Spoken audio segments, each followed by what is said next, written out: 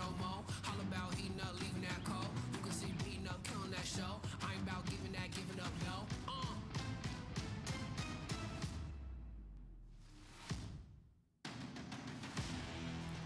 Nah, cause they don't want it with me. Look, you got a problem with me. Look, cause y'all don't want it with me. If you start a fire with me, then you never gonna stop me. Ayy, sound the alarm. We about to go on. You getting it wrong. Time to go off. Can't hold us back. Truth hurts, you always that. My truth lurks, say y'all collapse. Now scoop first where your homies at. Come my team with me right now. My team so mean right now. But what you mean y'all out? It's time to weed y'all out. Okay, we coming back with a vengeance. Time to go start your engines. What is this thing y'all mention? Time for y'all stop pretending, Seems like the Nah, y'all can't do that. Where your crew at? Y'all can't do that. Nah, where your crew at? Nah, man, cause now you alone. Yeah, get out of my zone. Man, cause now you alone. Love, get out of my zone. Nah, cause they don't want it with me. Look, you got a problem with me. Look, cause y'all don't want it with me. If you start a fire with me, then you never gonna stop me. Nah, cause they don't want it with me. Look, you got a problem with me. Look, cause y'all don't want it with me. If you start a fire with me, then you never gonna stop me.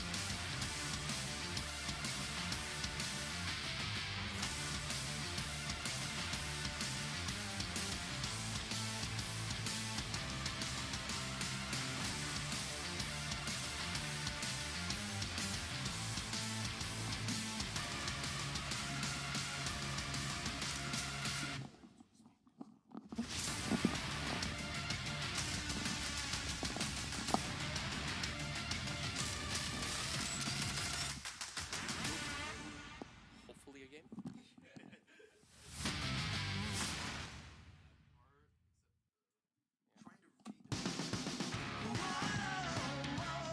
Yeah, I know there's too many weird pixels going on.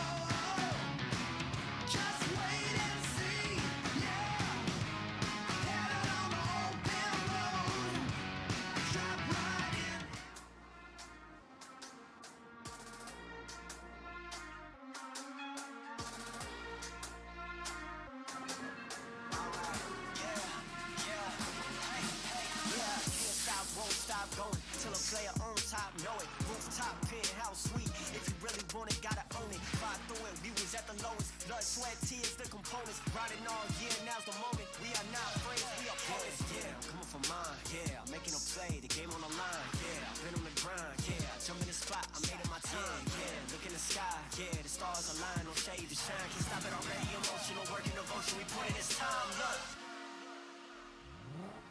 You won't stop my stride. I'll just break your line. I don't tolerate wasted time. Take us down, keep fighting. The Snapdragon Pro Series is brought to you by Snapdragon Elite Gaming, Monster Energy, and Kachi Shop.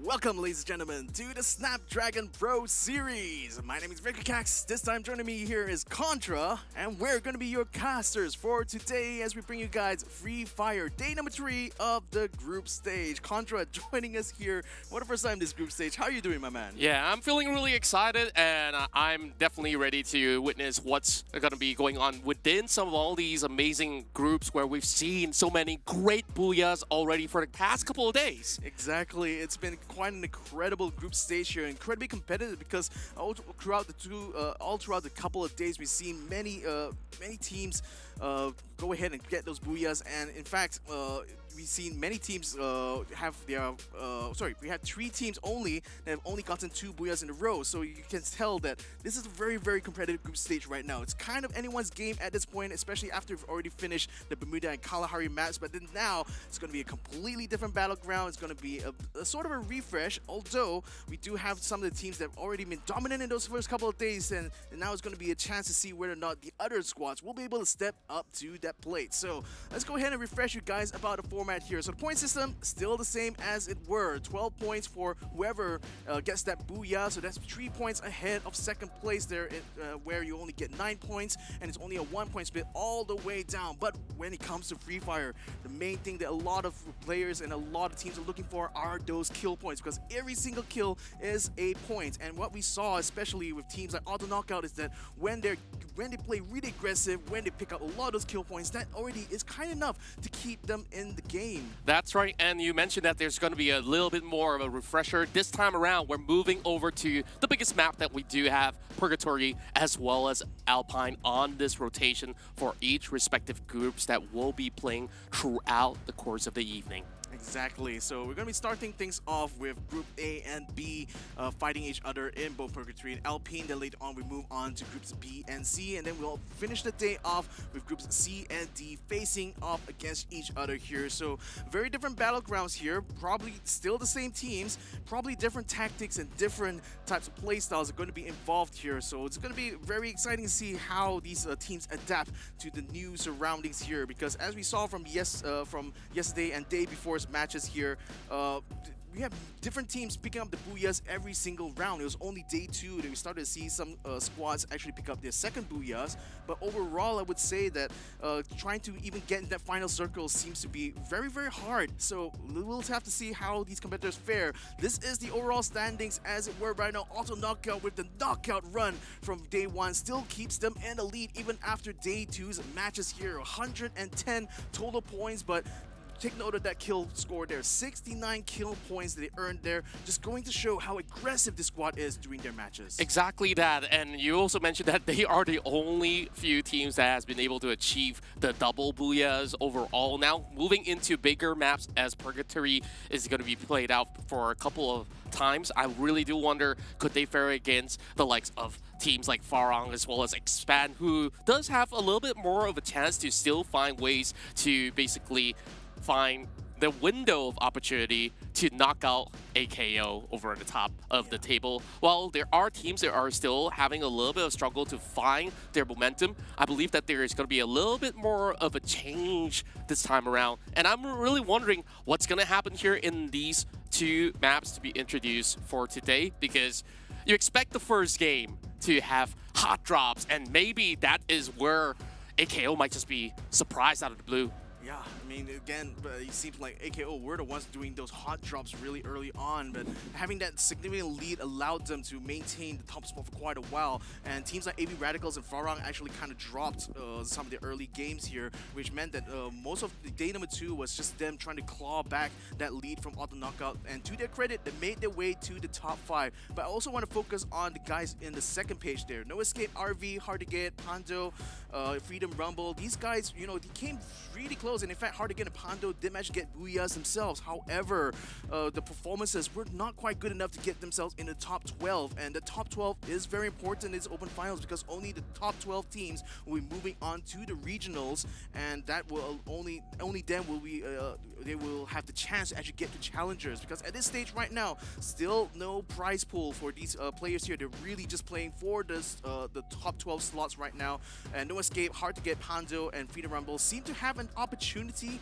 today. It really depends on their performances here. Now let's have a look at the teams that we're playing in groups A and B. That's going to be for the first 2 matches here. In group A, we have AB Radicals, Farang, Revenge, Axis Esports, Geek Fam, Pando, EWG. In group B, we have Warlords, K9 Esports, Paragon Spartans, RSX KTP, Bloody Heads, and Expand. And I definitely think that this is a great opportunity for teams like Geek Fan as well as Farang from Group A to be able to reach as much points as possible. Same could be also said about Axis Esports. Group A is absolutely stacked with all these top guns of the tournament. Meanwhile, we also do have Expand, who's still looking for avenues where I believe that now we're going into our first map, Purgatory. Mid to long range, maybe this is where they have something special to offer. Moving to Alpine, though, I really do wonder what's going to be the sort of play for some of these teams, because it's definitely going to be a lot harder for many. Yeah, so let's go ahead and talk about these 3 teams right here. We have Farang, AB Radicals, and Revenge, who, Revenge, by the way, used to be known as Orange Esports. They have rebranded for in this tournament here. So now they're trying to look to see whether or not they can take a revenge upon some of these other teams here. But Farang, AB Radicals, they were definitely hot off the heels of the last their performance in MCP here, and they're looking to try to continue that momentum here today. The thing is that day number 1 saw them kind of stumble a little bit, and I wonder, is that because they are facing a lot more challenge coming into here, or maybe is it because they are like having those first day jitters? What is your take about that? Well, I do think that it's not just only the jitters, it's just that this whole tournament is just so stacked up where you can easily be overwhelmed, whether if you're aiming to go in for a certain 4 versus 4, and all of a sudden when there is commotion across some of these battles, other teams might actually butt in, and third party has been happening throughout some of all these areas of play, and I feel like this will basically throw off some of all these teams where they're sometimes not prepared to take on the fight after suffering maybe a little bit of blow. Yeah, I mean, my own kind of theory though is that, you know, most of these big squads here, like AB Radicals and Farang, are looking at more at these kind of tournaments here as a sort of like a kind of like a testing ground. Yeah, that's kind of thing what I was thinking about, because when we observe kind of AB Radicals games during those first days, it kind of feels like they were underperforming quite massively. In fact, the team themselves were often found to be quite spread out and really just going around you know, in kind of solos and duos there, and as a result, when it came to, you know, face-to-face battles there, they tend to lose out on those kind of fights. So I wonder whether or not AB Radicals are going to be improving upon that, or maybe they're going to be changing up their strategy a little bit, because now, at least at this stage here, they're kind of safe in the sense that they're still in that top 12, but given how impressive their performance for auto knockout is, I think there's a little bit of that ego from the players who want to knock them off that top spot to kind of prove to them that, yeah, we're still the top team right now, you know, to disregard the current result here. But nevertheless, that still remains to be seen though. But then, yeah, for groups A and B, of course, Group A being so stacked there means that Group B's teams there tends to be a little bit left out of the lurch a bit. But I would have to say though, teams like Warlords, Bloody Heads really came into form during day 2's matches there. In fact, Warlords had a really good run during the final map where they actually were in the final circle. They actually took control of the platform in Kalahari Kalahari, and that allowed them to gain like a top 5 finish on that specific map. But nevertheless, though, it's really a hard kind of thing to do when you're up against big titans in the Group A's teams lineup, isn't it? Exactly, and I'm glad that you actually brought up teams like Bloody Hits. Like, there are times where you just see them going all out aggressive, and I think like this is what they have been known for and been loved by many of all these fans. So they are basically sticking back to the usual playstyle that they've been accustomed to back in all the other competitive fields that they have participated in. I really do wonder, now that we are moving into Purgatory, usually the tempo of the game will be maybe a little bit slower in the first few minutes of the round, but after that, I think like teams are looking for those vantage points. Teams are basically looking for the high grounds to fend off against other teams. This is where it does get a little bit more interesting, because there are teams that are better from long range compared to all these close quarter combats that we do often see in the previous 2 maps. So with that, I think like we will get something that is different from these offerings. Yeah, I mean, definitely, I would definitely agree with you that Purgatory definitely is a lot slower a map compared to like Bermuda, even compared to Kalahari as well, just because of the amount of space in between the covers, isn't it? But then I do feel that a lot of teams still really put a lot of emphasis on the close quarter battle ability, and we did see plenty of squads like even like AV Radicals, you know, they're really good in those close quarter battles, especially when it comes to those final circles. But then we also see really alternative strategies being brought out by other teams, and just kind of talking about one of the other groups here, like Team Juke, for example. Yes, yesterday's games they really showed off the strategy of just basically stay out of trouble for most of the game, only start to come into the fights during the final circle itself, and it actually allowed them to be the first of their group to get the booyah, not only once but twice. Yeah, and immediately we will hit right into our very first map of Purgatory with flight path coming in from the southeast, but we're already getting a battle ensuing. K9 Xgen immediately dropped by Axis Esports, and that is going to be the first blood found by Neptune as well as Fame. Yeah, that's a bit unfortunate. He seems to be caught out completely solo right now. And speaking of solo, Superman just been spotted by 666 Raph, so now he's going on the chase. I don't know if Superman has any glue walls here. He's going to try to run for cover, but 666 Raph just trying to close in on him. But I think man just lost his chance because Superman managed to find a car just in nick of time. Unfortunately, gets blown up. Blown up right now. Superman forced to bring out a time turner. 666 Raph now going for the chase, trying to keep Superman suppressed here while the rest of his teams try to catch up. Superman now down to about half his health. A glue wall put up in front of Superman prevents him from being able to get a clear shot, and now he gets himself knocked down from long range shots coming in from the other side, and that allows them to take out Superman from the map. What a strong start shown by Axis Esports. 3 pointers secured, and here we go. Another fight happening over our northeastern corners of the map as we're looking at campsite at the moment. Marquides the only one left while we have him trying his best to survive while there's a couple of battles happening, and true enough, Bloody Heads have already found themselves the first couple of kills. Well, they also lost a couple of their own, actually, and in fact, Revenge should be able to get the cause back up, maybe, as Era 7 tries to make his way out of the ski lodge, but it's going to be a bit of an uphill climb for him as he's still looking for some good loot here. These teams is still a little bit empty in the coffers right now, so they're really struggling and trying to find some good equipment as the battle, as Bloody Hounds continue to try to keep the pressure onto them. Fiersu, Ipan's going in front, and Fiersu getting a knockdown just there, and then now Apparent trying his very best to hold the line here, but Bloody Heads are already all gathered right by the entrance. He should be able to get through as Fiersu gets himself knocked down. Era 7 Ipan's still not quite up in the air, while Apparent trying his very best to dance around, but the dance of death didn't quite work out well for him, as now he's on the ground. Bloody Heads has control over the top of Ski Lodge, and then now your new kill leader. 4 pointers all secured in the bag by the corners of Ski Lodge, and my goodness, you just take a look at how effective these pushes are. He was holding the angle from the get-go, and now here comes another fight though. Farang is looking for those long-range shots from the top of the sniper's nest, and they're going to be aiming it down over onto AV.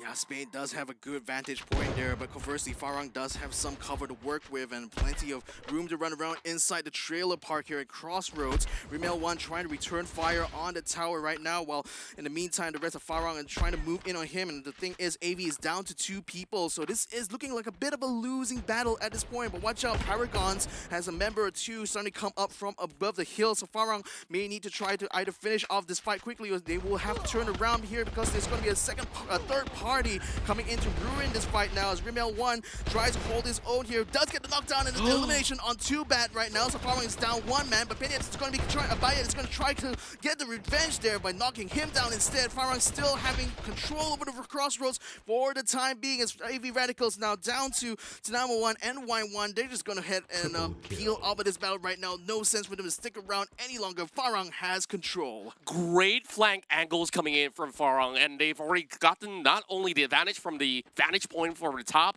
but we did see retaliation coming back from the side of AV, but there's so little you can do when you have your teammates all separated across the areas of Trailer Park, where honestly it's not the best cover for the team. Now, team number 1 just gotta sprint off elsewhere as he's going to be looking for a safe haven for now.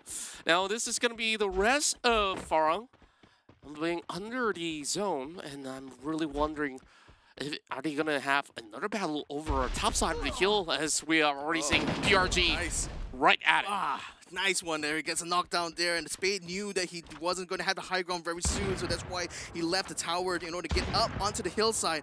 Twix still knocked down in front of him, but then Spade's trying to see if he can knock down another member. Paragons who've already made their way down the hill. Doesn't seem they're going to be returning by any time soon, so he deletes Twix right there and then. But the battle looks like it's already kind of over here because the rest of Paragon decides it's not worth it to try to continue to fight this fight here at Crossroads because Farang seems to have this location pretty much on lockdown at this point. So in the meantime, let's see what EWG is going up against because they're going to bring up some healing on their end.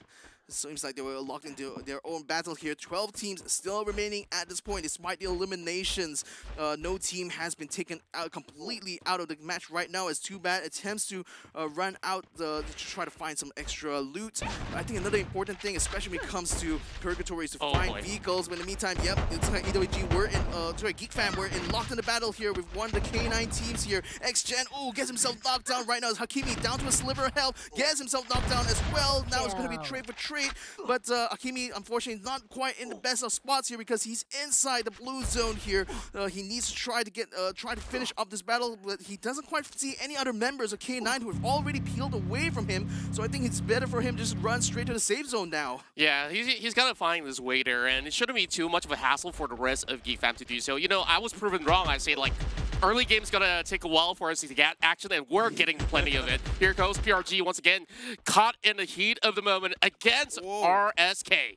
Yeah, and we also see Bloody Heads on the other side of the hill there, but unfortunately they are inside the blue zone at the moment, not going to be involved in this fight anytime soon. RSX now trying to fight on with Paragons, but Revenge is also getting the mix as well, but Paragon, good shots there with the AC-80 to eliminate the entirety, so it looks like it's going to be Paragons that will be the first team to eliminate it right now. As the next circle goes towards the quarry and golf courts and Marble Works side, so it looks like all the teams have been fighting up this hill. They will still have to move either way, so the decision is going to be now whether or not to continue this fight here, trying to get some eliminations, or make them move to the safe zone right now. It seems that Farmer is going to be taking option B because they're making their way to the bridge while Bloody Heads and Revenge locked in that battle on that same hill that Farmer was there before, so it looks like they're not quite done yet. RXX also involved in that fight somehow, but it looks like they're going to be more concerned about peeling off of this battle, getting on the launch pads to get themselves out of the way there and let Bloody Heads and Revenge sort out the battle themselves. It's just so congested over the northern section, and there's going to be a lot more commotion when they try to get across that river where they are being gated by AV1 overall. And EWG somehow has gotten a lot of advantage as they're having such a safe haven around that golf course area. They're going to be able to at least get themselves into top 5 very securely. But take a look at Geek Fam. They should be able to cut across that bridge very much safely, unless if EXP wants to change that scenario. Decause getting the knockdown into Morgana, and now he will be able to eliminate him completely. Bloody Hound seems to be losing this battle right now as Fiersu and Mark are now trying to peel off and get away from this battle here.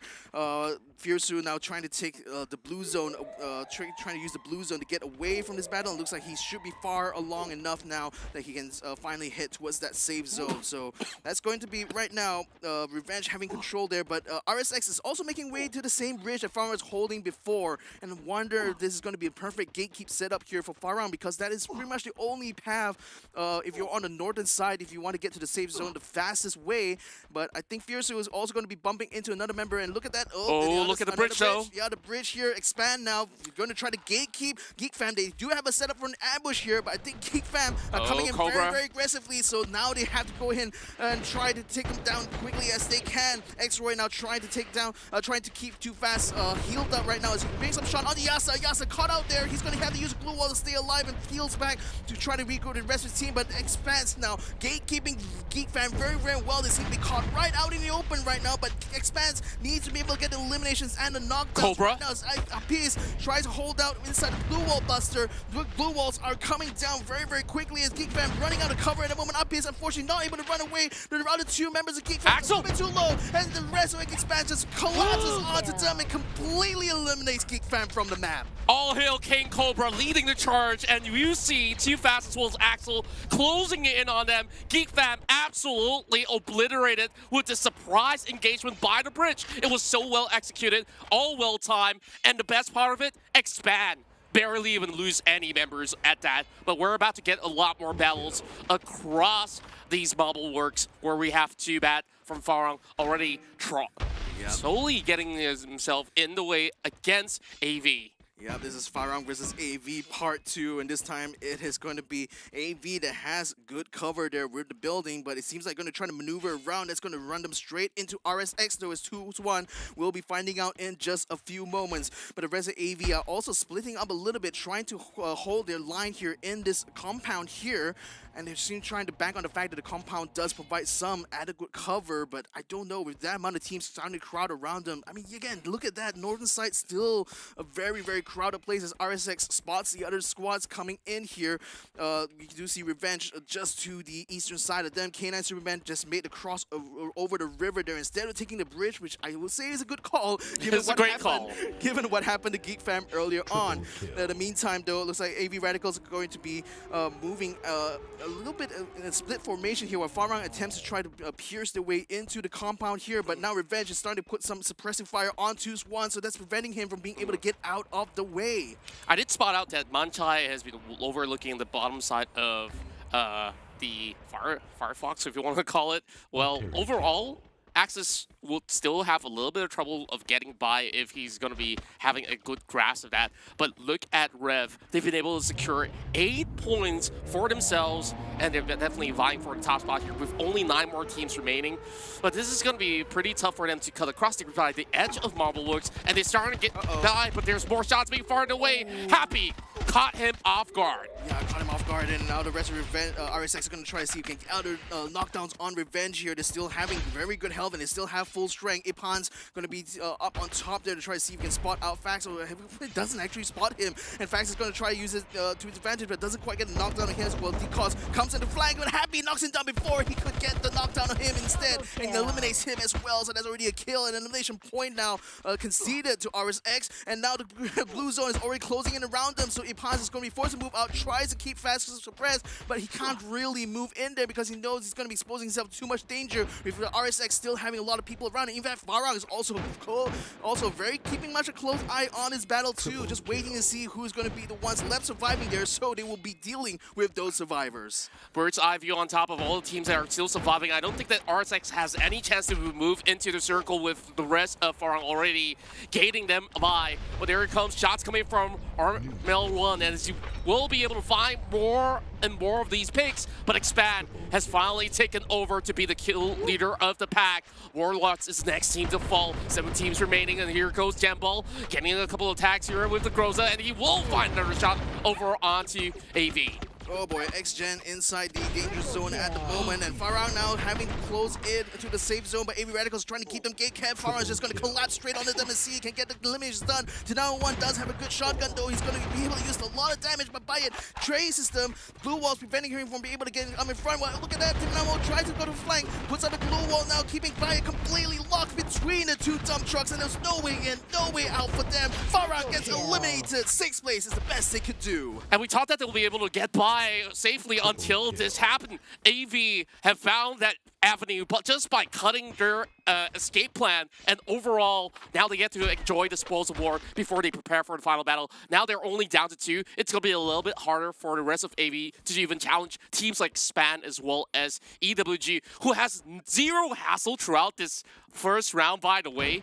Though they have made it to the top 5, I don't really see that many points being secured by EWG, so they definitely have to put a lot more work, but they do have the snipers all aimed all the way down towards RSK, and I think that this is not going to be any good for RSK. They did survive into the top 5 for some reason longer than Farong.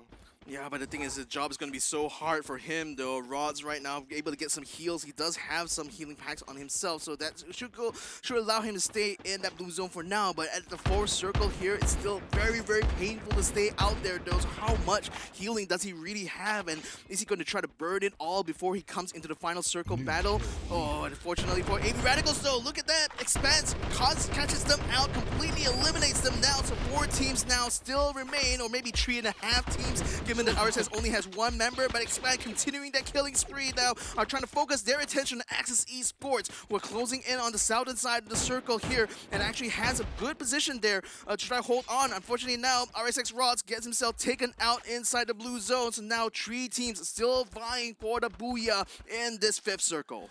Most of the teams now playing by the edges, as we see both teams like Expand as well as Axis to be on the teal side, which will give them a little bit more room to eagle eye out on many of all these other players as the exchange comes right through. And Zigzag will drop immediately when the ghoul walls fall. And Axel, he's trying to look for another avenue to pick. Axis, they get attacked, and this third party coming from EWG is going to pick up more and more of these points. Now at 6, looking for Flame. Can they get it though? Yes, they will. Cobra will tack him down. Yeah, EWG has been staying out of trouble for most of the early game, and then now it's going to be the chance to catch up in those elimination points here. Cobra taking out Flame 7 and Manic Manchai taking out Neptune here, so slowly by slowly the herd is getting thinned out. 2 teams still remaining. That's going to be EWG and EXP. Expands versus Pando.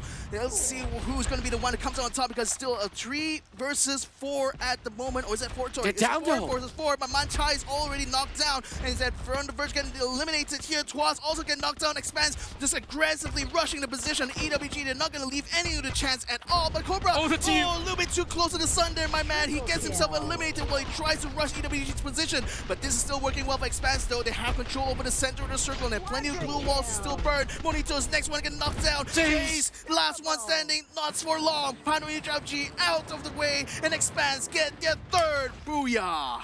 And they will expand their horizon, continuing on where they left off, and they will find their lead here on the opening game in Purgatory.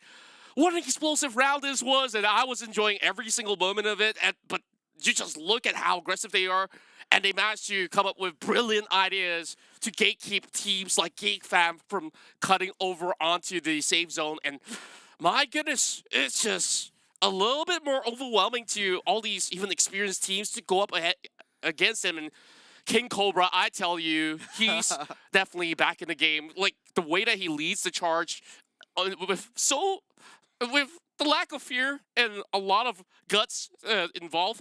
Of course, if he didn't get caught up by the grenade launcher, maybe he might be able to find a few more points. But that sort of area play, which you saw them covering from the hillside, the moment that Axis has fallen to the hands of EWP, I think like there was just no other way out for EWP, where they were only relying on ghoul walls, and there was just so much artillery power coming in from Expand to be able to just lay out everything on the table, and this is a deserving booyah for them. And I think like this crucial thing about like Expanse's kind of aggression in that final circle, right, is the fact that EWG was just completely bogged down at the edge of the circle when Expanse decided to move in. I think it was a critical mistake for them to not try to maneuver out of position. But you can also understand at the same time that, you know, there was not a lot of cover you could see around here. And maybe there's some good trees that EWG can use, but they really had to bank on like the strength of that grenade launcher to actually prevent any of the aggressors from Expanse getting too close. But unfortunately, with X-Droid just providing that long range shot and Axel having 2 sniper rifles, just switching between the 2 constantly, they were just basically able to pick them off at a distance. So it was not really too hard of a battle, to be honest, here for Expand in that final circle. And EOG, even though the strategy does pay off somewhat, especially when it comes to the placement points they do get, they do get a healthy amount of points here, but still Expand with the aggressive plays there, courtesy of King Cobra, gets them 14 kills there, 26 points. It's a very, very healthy amount of points here for Expand, and certainly is going to help them on their journey to the top of the leaderboard. That's right, and EWG managed to secure 17 by the end of that round, second place, and they've already had the advantage from the get-go, where they still managed to catch up on those kill points, which was sufficient enough for them to continue on to take a lot of great positioning power in the standings. And you could still say Axis Esports, Farong, they've been able to still keep a consistent record in this very first round. AB Radicals securing the top 5, tying out with Farong as well. Meanwhile, Geek Fam, I'm definitely surprised to see them there. And Bloody Hits, they start off really well, and I think they took a little bit too much that they could chew, especially when we saw how many teams were over in the northern section before they even cut the bridge. Like, they finished the fight on Ski Lodge, and they were stuck against like 4 other teams on the same surrounding, and that was just a series of unfortunate events for Bloody Hits. Yeah, I mean, it's also a circumstance for them as well, because they landed in the very dense spot of the map there, unfortunately, so that really worked against them. But I also do want to say that, like, Axis Esports, you know, I think they could have definitely capitalized a lot more in that final circle, because they did come in from the northern side, which I think was the higher ground compared to the rest of them. So I'm kind of surprised that they didn't actually manage to convert that into more kill points there, because I think they had a slight advantage going into that final circle, given that they were mostly staying out of trouble before that final few battles. But at least the placement points is going to be enough to keep them up into the top 3, so fair play to them. But nevertheless, you know, we're still seeing a lot of consistency from teams like AB Radicals and Farm. So even though these guys are not able to get booyahs, they're still somehow able to stay within the top 5 or 6 of every single map, and that seems to be enough to keep them on that first page of the overall leaderboard. So at least with that kind of consistency, they aren't going to be too worried about getting knocked out at this point. I think the thing that we're going to be trying to chase, the thing they're going to try to chase at this point is to see whether they can get more eliminations and hopefully start to challenge Auto Knockout for the top spot. Exactly, and Farong definitely had such a great run throughout the course of the battle. It's just that they were stuck in the blue zone for a little bit, too worried about teams that were trying to move in, and I'm sure they have been able to farm many of all these points, but the longer you stay, there's just going to be a lot of grounds being lost. And when we talk about losing some of areas of play, it goes back to the teams like Axis, where sure, it looked great for the moment until like Expand has swerved in from the top side of the hill, and that's supposed to be the first battle that they secure before even taking on EWG. They got overwhelmed by EWG from the lower ground as well, and I think like there's just too much open space that they didn't really factor in, that they needed a little bit more cover. But of course, there wasn't many of it. Yeah, so let's go ahead and jump into the interview right now with the Booyah winning team. Let's go. Untuk ESL hari ni hari yang ketiga. Kita tanya pasal hari ni lah. Okay, so hari ni berapa target Booyah yang korang target lah untuk hari ni? Disebabkan kita ada 4 game, kalau boleh dapat 2 Booyah. Korang target 2 Booyah hari ni. Sebab apa? Korang, bagi Haji, korang punya permainan, semua orang dah tahu. Bukan Haji je lah, semua orang tahu korang punya gameplay. Okay, agak power juga untuk boleh compete dengan semua team yang ada kat sini. So, that's why nak tanya tu lah. Okay, 2 Booyah je, betul lah 2, bukan 4 Nak 4 tu boleh. Boleh? Tapi kadang-kadang lucky zone tu tak bernasib baik kan, susah agak. Ya, tu. Okay. Satu soalan lagi. Tim mana yang tercabar? Tim mana yang korang rasa korang tercabar sekarang ni dalam 24 tim yang dalam liga kita? Dari segi tercabar tu, kita Maksudnya rasa ada saingan tinggi lah. saingan tinggi Saingan tinggi lah. AV Radical, Auto Knockout. Auto Knockout kena aim tu. Tak ada. Kenapa badan saya? Saya ada sebelah awak kan? Takkan tak pada dinding. Tak ada. Okay. So, itu je lah Roy. So, good luck untuk game yang seterusnya. Semoga dapat target korang Booyah berapa hari ni untuk kejar kedudukan yang lebih baik lah untuk mara ke peringkat final nanti. Okay? So, good luck. All the best.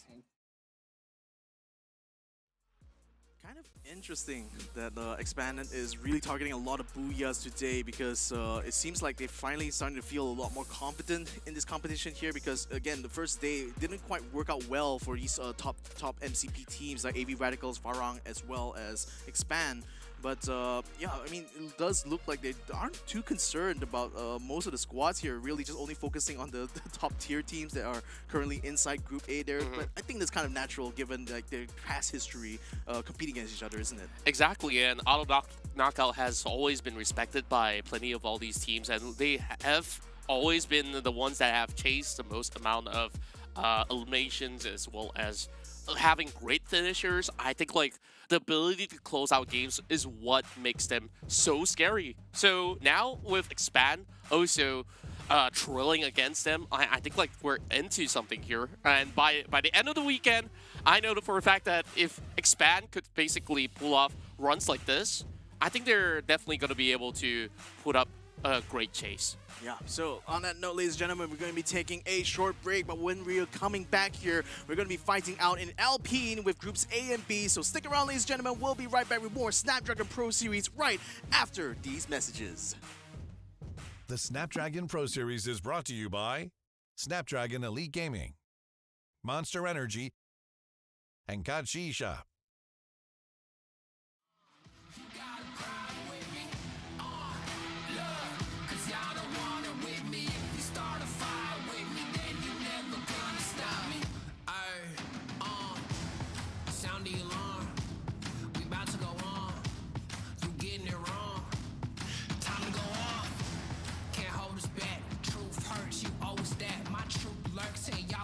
Now scoop first where your homies at. Come my team with me right now. My team's on me right now. But what you mean y'all out? It's time to weed y'all out. Okay, we coming back with a vengeance. Time to go start your engines. What is this thing y'all mention? Time for y'all stop pretending,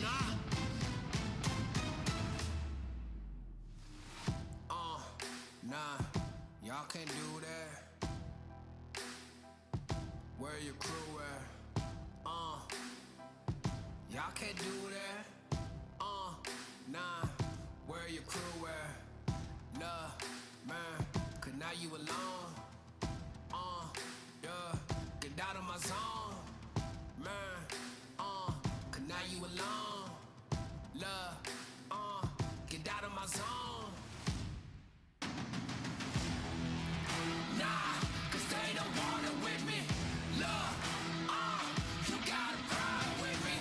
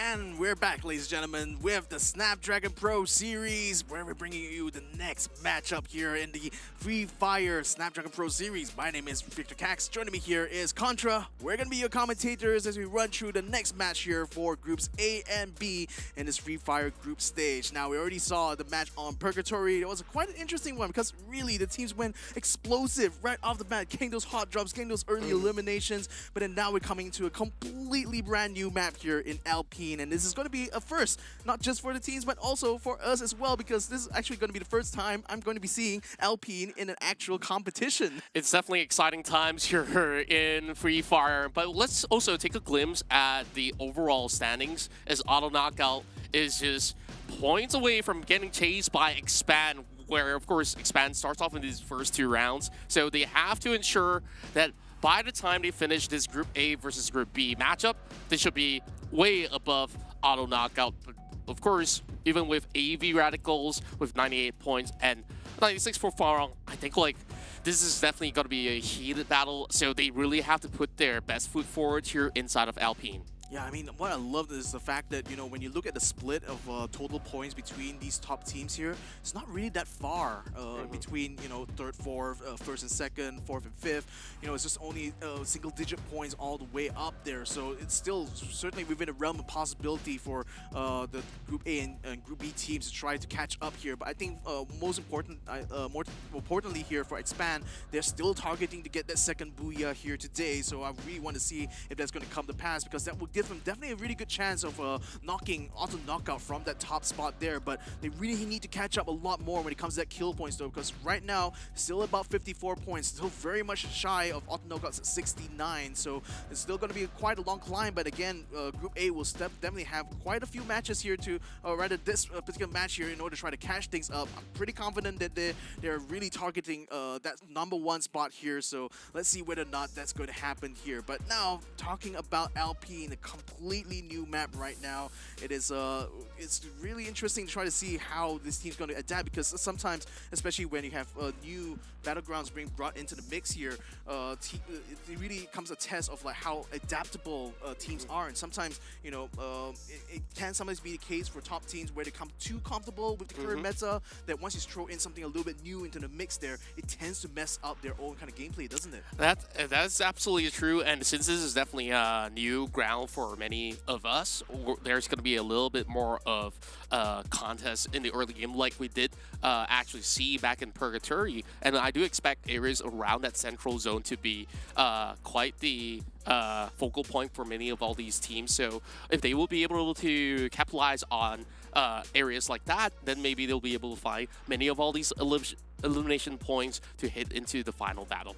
And that's the thing. Another thing as well is that, you know, when it comes to new maps, the loot spawn locations will be very different. Like, you know, the most of the high level teams will often try to focus on where the high level loot will usually be. But then now that it's going to be in a new map, I wonder, it's going to be, they really have to study this map really well to figure out, you know, what's going to be ideal drop points here. And there's also going to be a testing ground for them to put these kind of like, these kind of plans and ideas to the test right now. And there's no better place really than a competition like here in the Snapdragon Pro Series. We have so many different regional teams coming in, so many possibilities and new ideas could just pop out from anywhere here. So I would still say that, yeah, it's still going to be an opportunity, I think, for some of the lower rung teams maybe to get an upper edge if they've really studied this map well.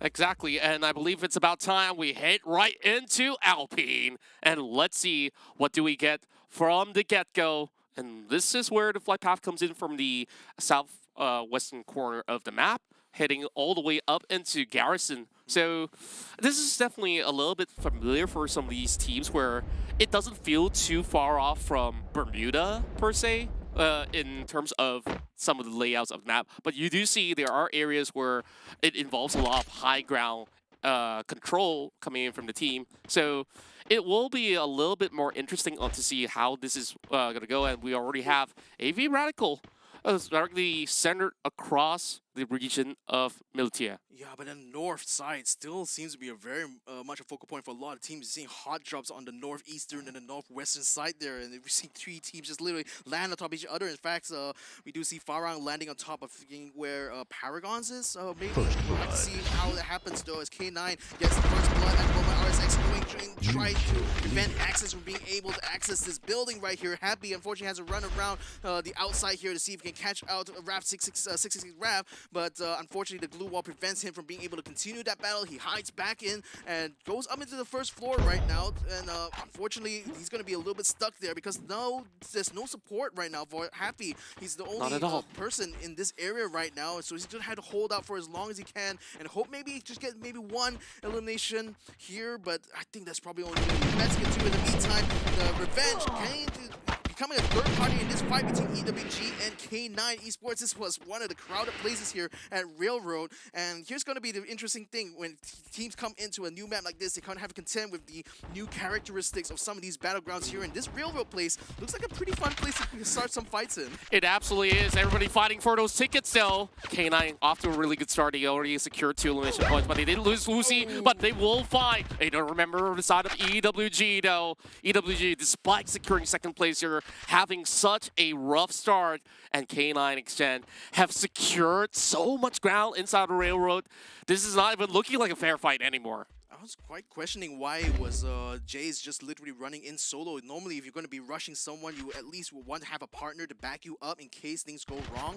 But EWG managed to successfully pull out of that battle there, so they will try to recover later on in this game. But for now, though, K9 still very much bogged down in this fight here. Revenge trying to seek revenge for the loss of their team member JC by trying to get an elimination on K9's side. So far, it doesn't seem to have to come past though. Unfortunately, well, we only got 1 or 2 knockdowns there. Not quite getting elimination. Superman also getting knocked down there. K9 might just be in the spot of trouble now as Lucy's the last person standing, and no, he gets taken down, and K9 is the first team to be eliminated from this map. They weren't careful enough. DCOS found that perfect opening angle. He not only get 1 knockout, immediately he swerves to the other section. He finds another takedown through the pillar, and the hopes and dreams of K9 to be able to close off this group in a spectacular fashion didn't seem quite likely to be able to do so. They managed to at least secure 4 elimination points. I think that's at least a good takeaway from that battle. But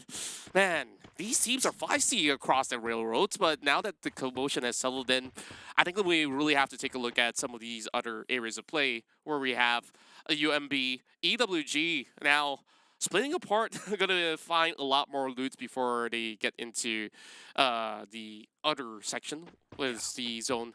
Does take a while before it strings right in. Let's take a look at the rest of PRG. Divine is only left alone, and I believe that he's trying to look for ways to be able to revive his teammates, but still really early. I think like it's gonna take quite a while for them to be able to resuscitate themselves. Or maybe just going sightseeing, because honestly, this is really beautiful scenery we're seeing out here in Alpine. I mean, that's one of the highlights of this new map here is this. A lot of the effort has been really made to improve the aesthetics of these maps, and it really shows here, specifically on Alpine.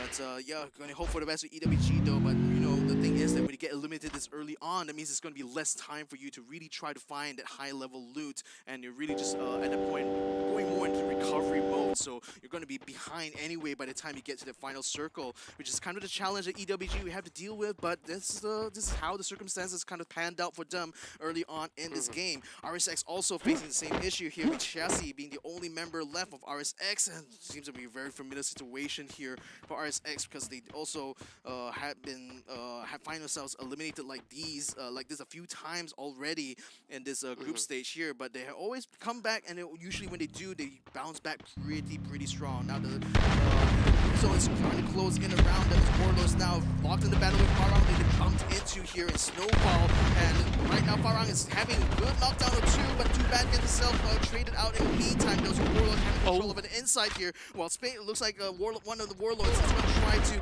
flank around by getting onto the jump pad, but Farang now aggressively trying to regain some position here, but with the blue zone already closing in, it's a rush against time for them to finish off this battle so they can get to the safe zone. But Farang, ooh, they lose another member now. 2 still remain, but it's still being gate kept completely by Warlords. It's Loker prevents them from being able to rush straight to that safe zone here. It looks like either they're going to have decided to take the long way around and risk some additional damage, or try to find an opening here for Warlords, but Warlords is not letting go of that gas pedal right now, wrapping around the side, trying to catch Spade off guard there. Trying his very best to hold on as he tries to take down Spade. Oh, dancing around inside the bubble shield now. Two of his teammates going to be coming in, helps him out there, does get the knockdown. It looks like onto Spade now to try to find one more member of Farang, but doesn't seem to be anywhere to be found right now. Looks like they are Farang is going to be able to peel off of his battle here, but he has to run all the way out into the blue zone there in order to escape. And they all have to rely on Bayern, but they're chasing right in with the bikes. I don't think there's any more space for him, but he's taking the lower ridges. That's where he will find himself a little bit more of that safety net, but he's so far away from the safe zone, so I'm not even sure if he's going to be able to make the cut. Look at that. Circle is going to be appearing over onto River Mouth, and it's going to take quite a distance of him to cover up. So Farang, I think like they're about done and dusted right there, but we're about to even get more of all these battles happening later on. Expand about to meet up with the rest of PRG. So this is where I think that things will get a lot more interesting. Meanwhile, over onto the eastern corners of the map, Axis as well as AV. They might just be able to lock horns eventually, but from what we've started off with, Farang took quite a while to loot up in Snowfall, and they paid the price for it. Yeah, I mean, they were maneuvering actually when I think Warlords kind of gate-kept them at that point. EWG is also being gate-kept right now by AV Radicals. The only thing that's a bit of a saving grace for both EWG as well as Farang here is that the first circle blue zone is not that painful, so you can technically still sustain yourself there. That's why you see Warlords continuing to loot around in Snowfall, just trying to make the most of the opportunity right over there. But for EWG, they need to try and find an opportunity to break through this siege here that AV Radicals keeping on them, preventing them from being able to get to the safe zone as 2-1 now moves up in front here to try to get to the container side. Jays is already knocked down and Dwas is trying to get up to him so he can get the revive up so that they could at least have a chance to try to fight back. But AV Radicals is doing a supreme job right now keeping EWG away from the safe zone, and they're going to continue to hold them there for quite a while. And in fact, with 2-1 actually having a vehicle here, this is perfect because it can continue to stay here,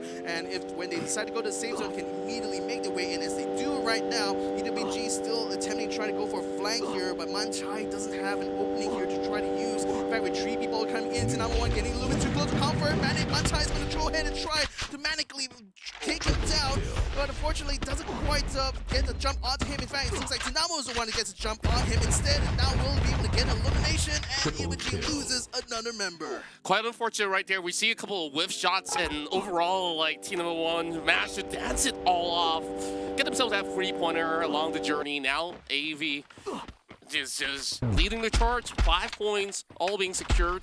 We're also seeing players up in the air and Geek Fam trying to capitalize on this as UMB has gotten 1 member backed up, and he will eventually fall. So Epons will take the short end of the stick, while Apis is trying to manage this push.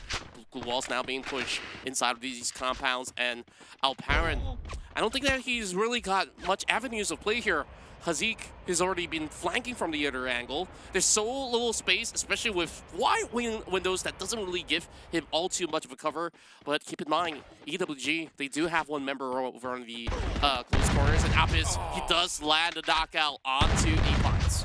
Yeah, and there, so the thing is that he was already starved of any kind of resources as well. He's already burnt out his grenades, his glue walls, and his health pack, so I think it was already not long for this world, even before Apis put the final elimination onto him. In the meantime, Bloody Hound's now going to be encountering Farang inside the river, on the river mouth here. Ero's going to be spotted by Spade. Spade now trying to get the knockdown, didn't quite do enough damage. They're only bringing him down to half health, so Jaws is going to be able to regroup back with Morgana. Glue walls preventing Spade from being able to return fire, so he's going to be peeling off there to try to rest his team. Now we do see another member, another third party actually coming into this battle here. I think that's EWG's Manchai, who is just stumbled upon the river mouth now. We're seeing Bloody Hits getting in battle, and in fact, he's getting shot upon by Axis as well. AV Radicals, in the meantime, is also closing in on the next circle at this point, so it's getting very, very crowded on the northern side, that is for sure. Yeah, and take a look at Expando. They're enjoying so much space, and there's only like, what, 70% of area play if you minus off that river, so they will be able to basically capitalize on certain situations as such. But with Axis Axis also taking the stadium high grounds overall. I think this is going to be a little bit more of a good wiggle room for the team. And for Bloody Hits, I think they're just hoping that they will find advantages, battles up ahead over on the northern section where we see many of these teams manage to get a glimpse of. Farang, they managed to get all of their members all back up online, and they managed to also find a little bit of pickoff as we have a bit more of an overview of that situation over in the northern area.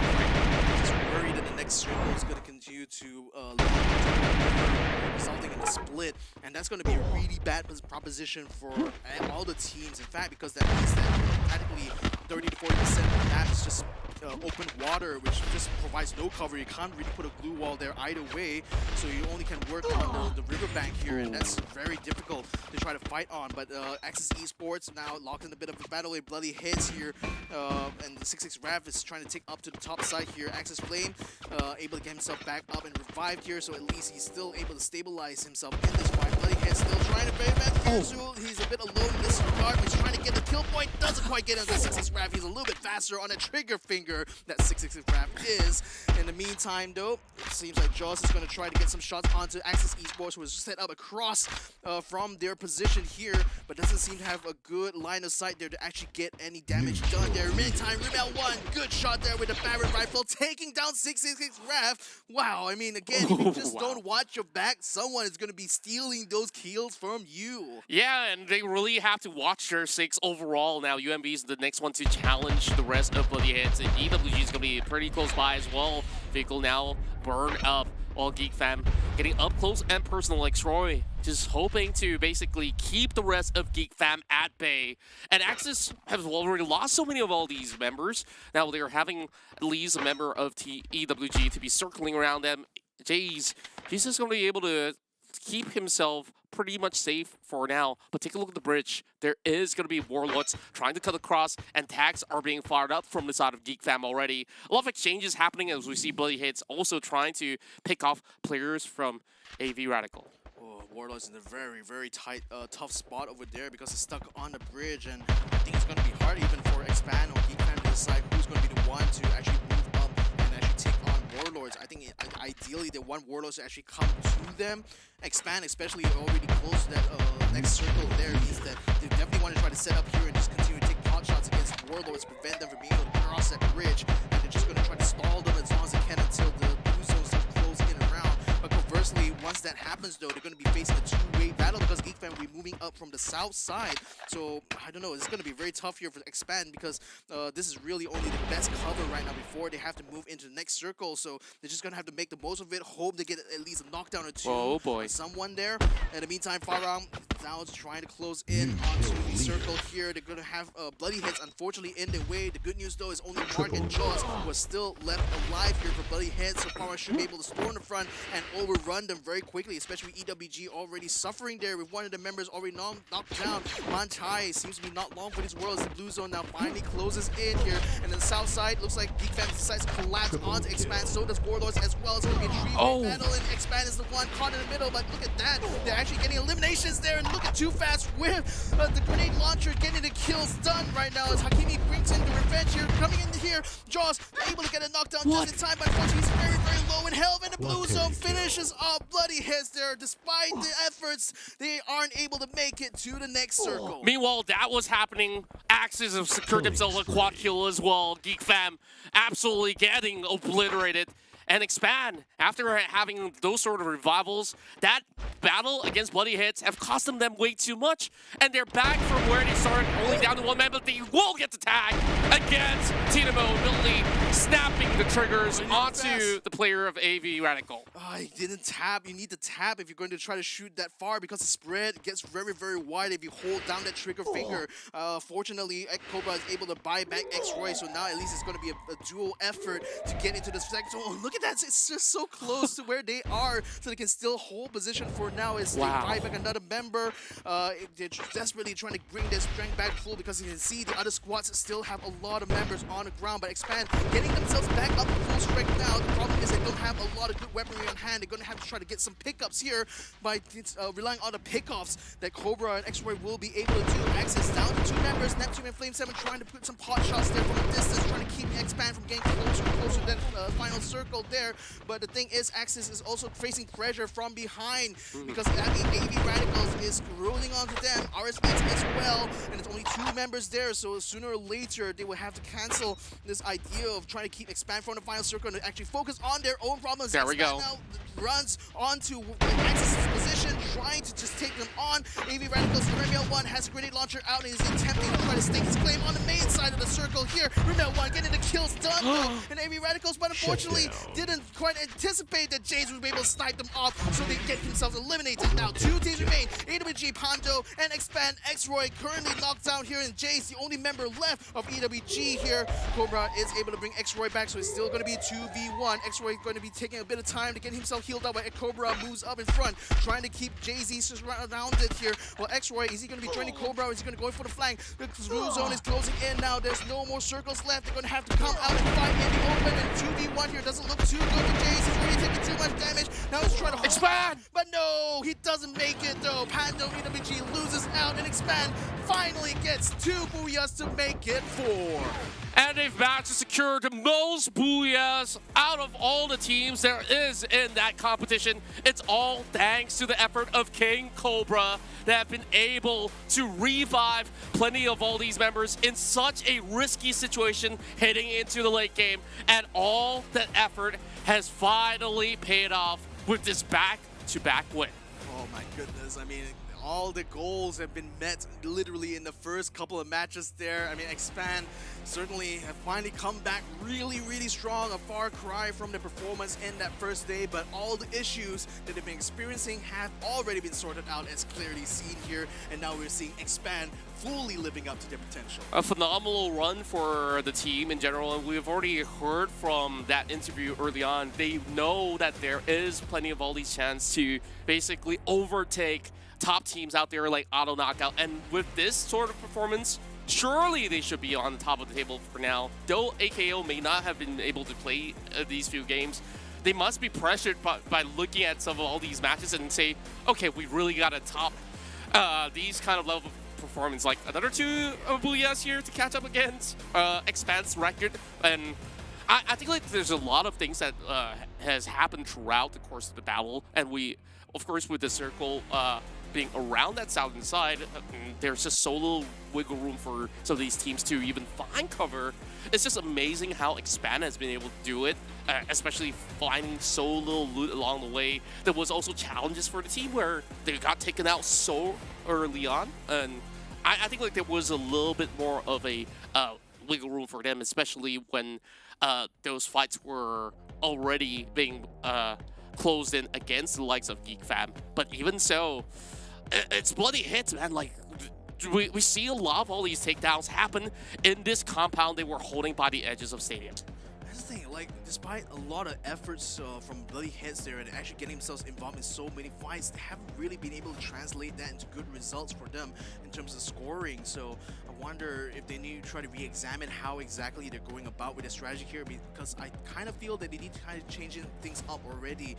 For the first couple of days, they've been having really middling performance. It's consistent in terms of like the aggression and the decisions they make, but the fact that it just hasn't really make them any good gains so far, and then now in the 3rd day here they're still struggling with that same issue. I really hope they're going to be able to step things up, but nevertheless, despite the fact that Expand picks up the booyah here, AV Radical still takes the bulk of the kill points here. 9 kills in total to make it 17, 1 point ahead of Expand to take the top spot in this map right now. Pando EWG made it to the final circle, so they do get a lot of good haul points here. 15 points for them in total. Farang and Geek Fam also getting themselves up there. Bloodhead's only able to get themselves a 9th spot. Warlords, though, somehow managed to get 4 good kills there, despite getting taken out early on, so that is enough to put them up in 7th place. Exactly, and we see them basically taking on quite significant battles out there, and to my surprise, we see K9 having a really good grasp at the very first battle, and the Railroads definitely didn't do them any sort of justice overall, where it was just a little bit more of an overwhelming surprise, but AV Radicals definitely have that pop-up performance, and just take a look at that damage, 4,709 being offered throughout the charts. They survived for such a long time, but it's more of the way that they've been able to come in with multiple angles to basically take on their fights at the same time that has been able to see them secure that many elimination points that they have managed to secure by the end of the round. Though they weren't making it into the top 2, it was really close, I would say, as they have gone through possibly one of the toughest routes as compared to other teams who have a little bit more of a direct access into the area. And Expand maybe was one of them over on the south side, but then again, you can still argue like they shouldn't be able to survive. Like there's just so little room, and somehow like you see Cobra, he went outside, he came back in, he got those members back up, and like you said, the problem with that, you don't really have much loot when you're just off from that plane, and it's all about having strength in numbers, and down to the 1v1 battle against Jay-Z, and I just felt like he already had that full confidence that if it's going to be a 1v1, I will win this trade. He's on that low ground, I'm going to push him, and I'm going to get this booyah.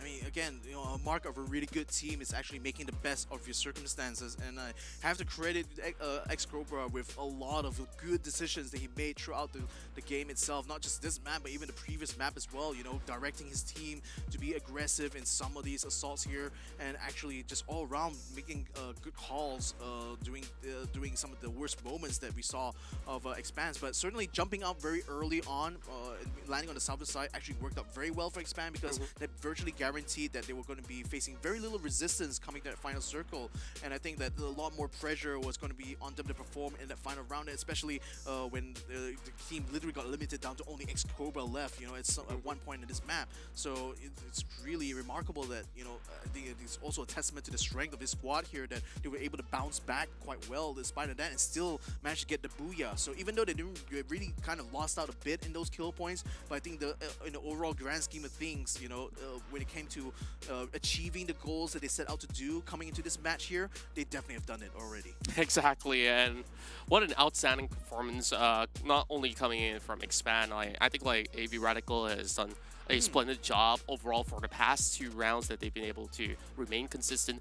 Though another team I would like to also highlight is that Axis Esports overall has gotten very consistent record of those takedown points, and also for ranking itself. We wouldn't see them heading into the top 5, so they should still be able to make it to either top 3 by the end of the accumulation of points, or will be staying put around top 4. I wouldn't say they were in like the safest spot necessarily in the leaderboard. I don't quite remember right now what the overall standing is for Axis Esports, but I kind of also do feel that if you are trying to, if you're setting out to be like the top team in Malaysia right now, you want to be able to put in dominant performances, right? They have a really safe performance, but like dominance, I don't think we've seen any of that yet. Exactly, that's exactly my point. So I don't know, maybe they are saving some of the energy for doing the regionals or maybe even the challengers as well, because it's still going to be a long journey from them from this point on. So even though they are still on that first page, I would just love to see a little bit more out of Axis, because it seems like they're easily overrun when they're up against an aggressive team like AV Radicals or Farang. In those kind of like team versus team battles, it seems like Axis tends to lose out a little bit more. So I don't know. I think like I'm still putting out hope here that Axis will bring in an actual good round and finally get some good booyahs here to prove me True wrong enough. here. But then again, since you brought up about Farang, like, would you rather have a balanced team like Axis that can make it consistently to a top 5, top 3 that may not have the biggest numbers out to close out that round? Or would you take a Farang esports team where they can have really good performances, or they could also be shut out very early on? I mean, yeah, that's definitely good points about either way because when you're talking about this stage of the group stage, it's won't you really the main goal is to be in that top 12, right? So even though X is already there, I think they did that by virtue of just playing that safe approach. But I think as far as trying to show up to some of the top teams there, trying to establish themselves as an actual threat, you kind of need to do that during these early stages here, so that you at least are trying, because the psychological game that's being played is also a thing that teams will have to kind of master during tournaments like this, because it can potentially give you an advantage. Doing this one-on-one situations can potentially make your opponents a little bit more hesitant to come in front of you, knowing that you'll be able to push back very effectively. So I think that these psychological games need to be kind of seeded in these early rounds here, and if Axis kind of keeps themselves at this middling kind of performance, I think that reduces the threat level, the perception that other teams have. In any case, ladies and gentlemen, this competition wouldn't have been possible without our sponsors here. So shout out to Snapdragon Elite Gaming here for when winning matters. They are providing the platform to allow these teams to win, and hopefully they will continue to win big here, ladies and gentlemen. And we also give a thank you to Monster Energy. Unleash the beast over on their website, www.monsterenergy.com/gaming. And finally, if you're running a little bit low on credits or favorite currencies inside your favorite mobile games, go ahead and check out kachishop.com/my, because they provide you lots of great deals and discounts on your top-ups there, so you certainly get a lot of value there if you go ahead and use their online storefront. So now that Group A and B have already finished their first two maps, we're going to be moving on to the next set of teams there. It's going to be Groups A and C, but before we can do that, we're going to be taking a break here, ladies and gentlemen, the Snapdragon Pro Series. So when we come back, it's going to be more Free Fire action right after these messages. The Snapdragon Pro Series is brought to you by Snapdragon Elite Gaming, Monster Energy, and Kachi Shop.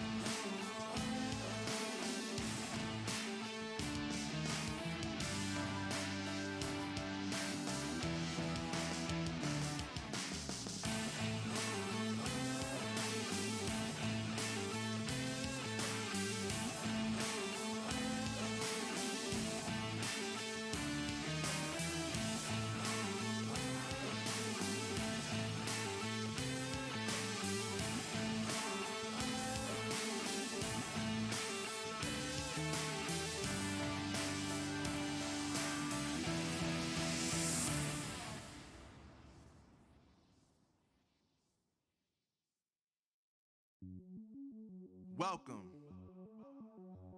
to the place where dreams come true, where everything you want can be yours, if and only if you're willing to work for them, you're willing to hurt for them, but most of all, you're willing to be first for them. Ha! Look, I'm going straight to the top. I don't know how I would stop, like it or not. I got some goals that I'm hitting. You hear what I'm spitting? It's hot. Look what I got. Whole lot of passion and pain. The road to success is insane. Stay out my lane, cause I'm on a mission. I'm getting what stands in my way. Yeah, I'm a beast. I wouldn't play with me, baby. The way that I'm training is crazy, and I do it daily. You wanna talk about drive? I got more drive than Mercedes. I've never been lazy. I'm in the room, it's a red alert. You wanna compete? Well, get better first. I got 10 toes in the dirt. Push through the hurt just to show them my worth. I'm the best. Yeah, I'm the best. I never stress. I know what's next. I'm who they test.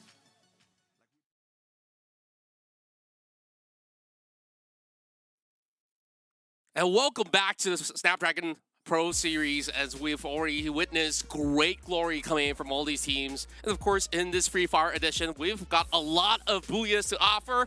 My name's Contra, and this gentleman with me is Victor Cax, and we've already seen a lot of great things that has happened. Expand secures themselves 2 booyahs in a row. But of course, there's a lot more teams that have yet to play for tonight. So we're about to get ourselves into new groups. Yeah, indeed. Let's go ahead and check out the standings right now to give you guys a refresher of how things are as we go on. Expand finally getting themselves onto the top spot there. Still a little shy of the 69 kill points, but having 61 placement points there certainly shows that their strategy of going for those booyahs actually starting to pay off now in day number 3 here. AV Radicals also getting themselves up there, 68 points in terms of kills. That's an impressive performance here from AV Radicals, and certainly something that we really expected out of them, given that they're one of the more aggressive teams in this lineup. Firong, unfortunately, not able to match Auto Knockout's points right now, but they're only 1 point away from matching their performance. But Auto Knockout now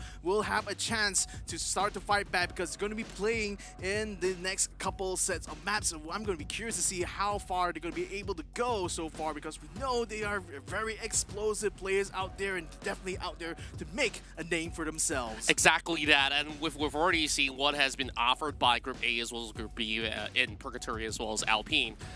You would expect Auto Knockout to also be offering a lot more on the table, and I really do wonder what chances could other teams actually stand against them going up against this particular group that has been so radical and so fierce overall. And when we look at the rest of the charts, I think Bloody Hits have been able to put an impressive record. Now they are securing themselves into a top 10 spot, a little bit safer as compared to where they first started off in the first 2 days. And we've yet to see a little bit more of these teams like Quick Reactions to be moving into the scene yet. So we'll be able to see, could they be able to make the top 16 cut?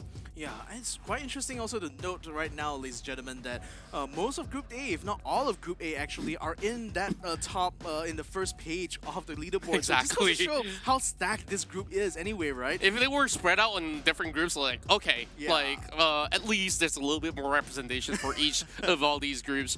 So we will still be able to get Group B overall, as Expand is once again here, ready to take on the team that they've called out during the interview, Auto Knockout in Group C.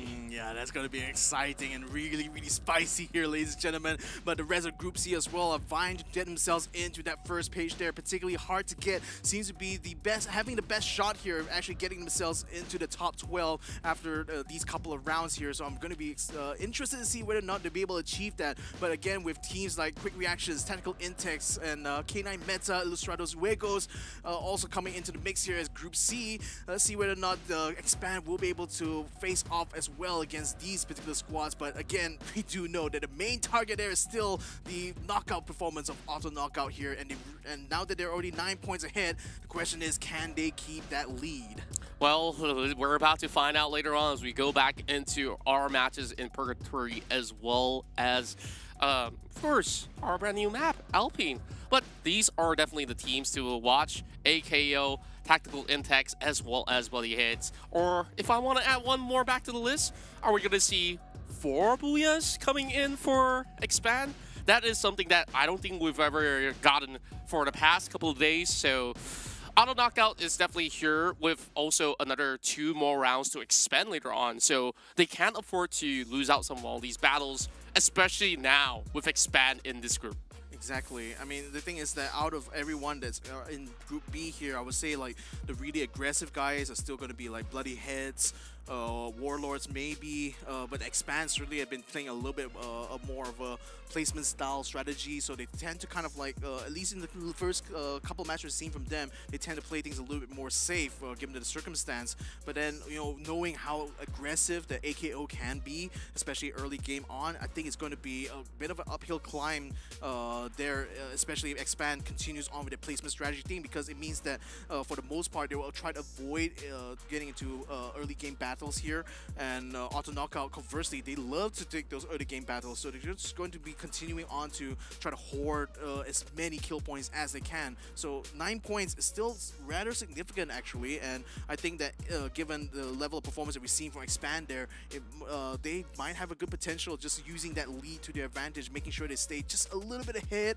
of Auto Knockout in terms of placement points, and hopefully that will be that will allow them to stay on top of the leaderboard. Yeah, so long as they can basically maintain significant performances. Sure, it may be pretty difficult to secure back-to-back rounds of Booyah. They've done it 2 rounds already. Now with, of course, worthy adversary coming in from Group C, there is also elements of surprises that could basically throw them off overall. I think I've said it a couple of times before. Like, Farang was one of the ones that have suffered the blows, and I think like now that teams from Group A are taking a break, they will be basically watching really closely on how some of all these results will end up, because some of them are going to be pushed down that standings, and that also means that later when they were to play more games down the road, they do have to put in a lot more extra effort, a lot more things to be able to keep up against Auto Knockout as well as, of course, Expand. But Bloody Hits though, that was such a that's such a good start for them that they've been able to climb from that second pager into the first, now within that top 10 ratio. So long as they can basically find those early avenues like they did before, then sure, they'll be able to do something great. But I think in Alpine, they definitely have struggled a tad bit. Yeah, I mean, again, we did mention that, you know, coming into a new map means that, you know, the rhythm of the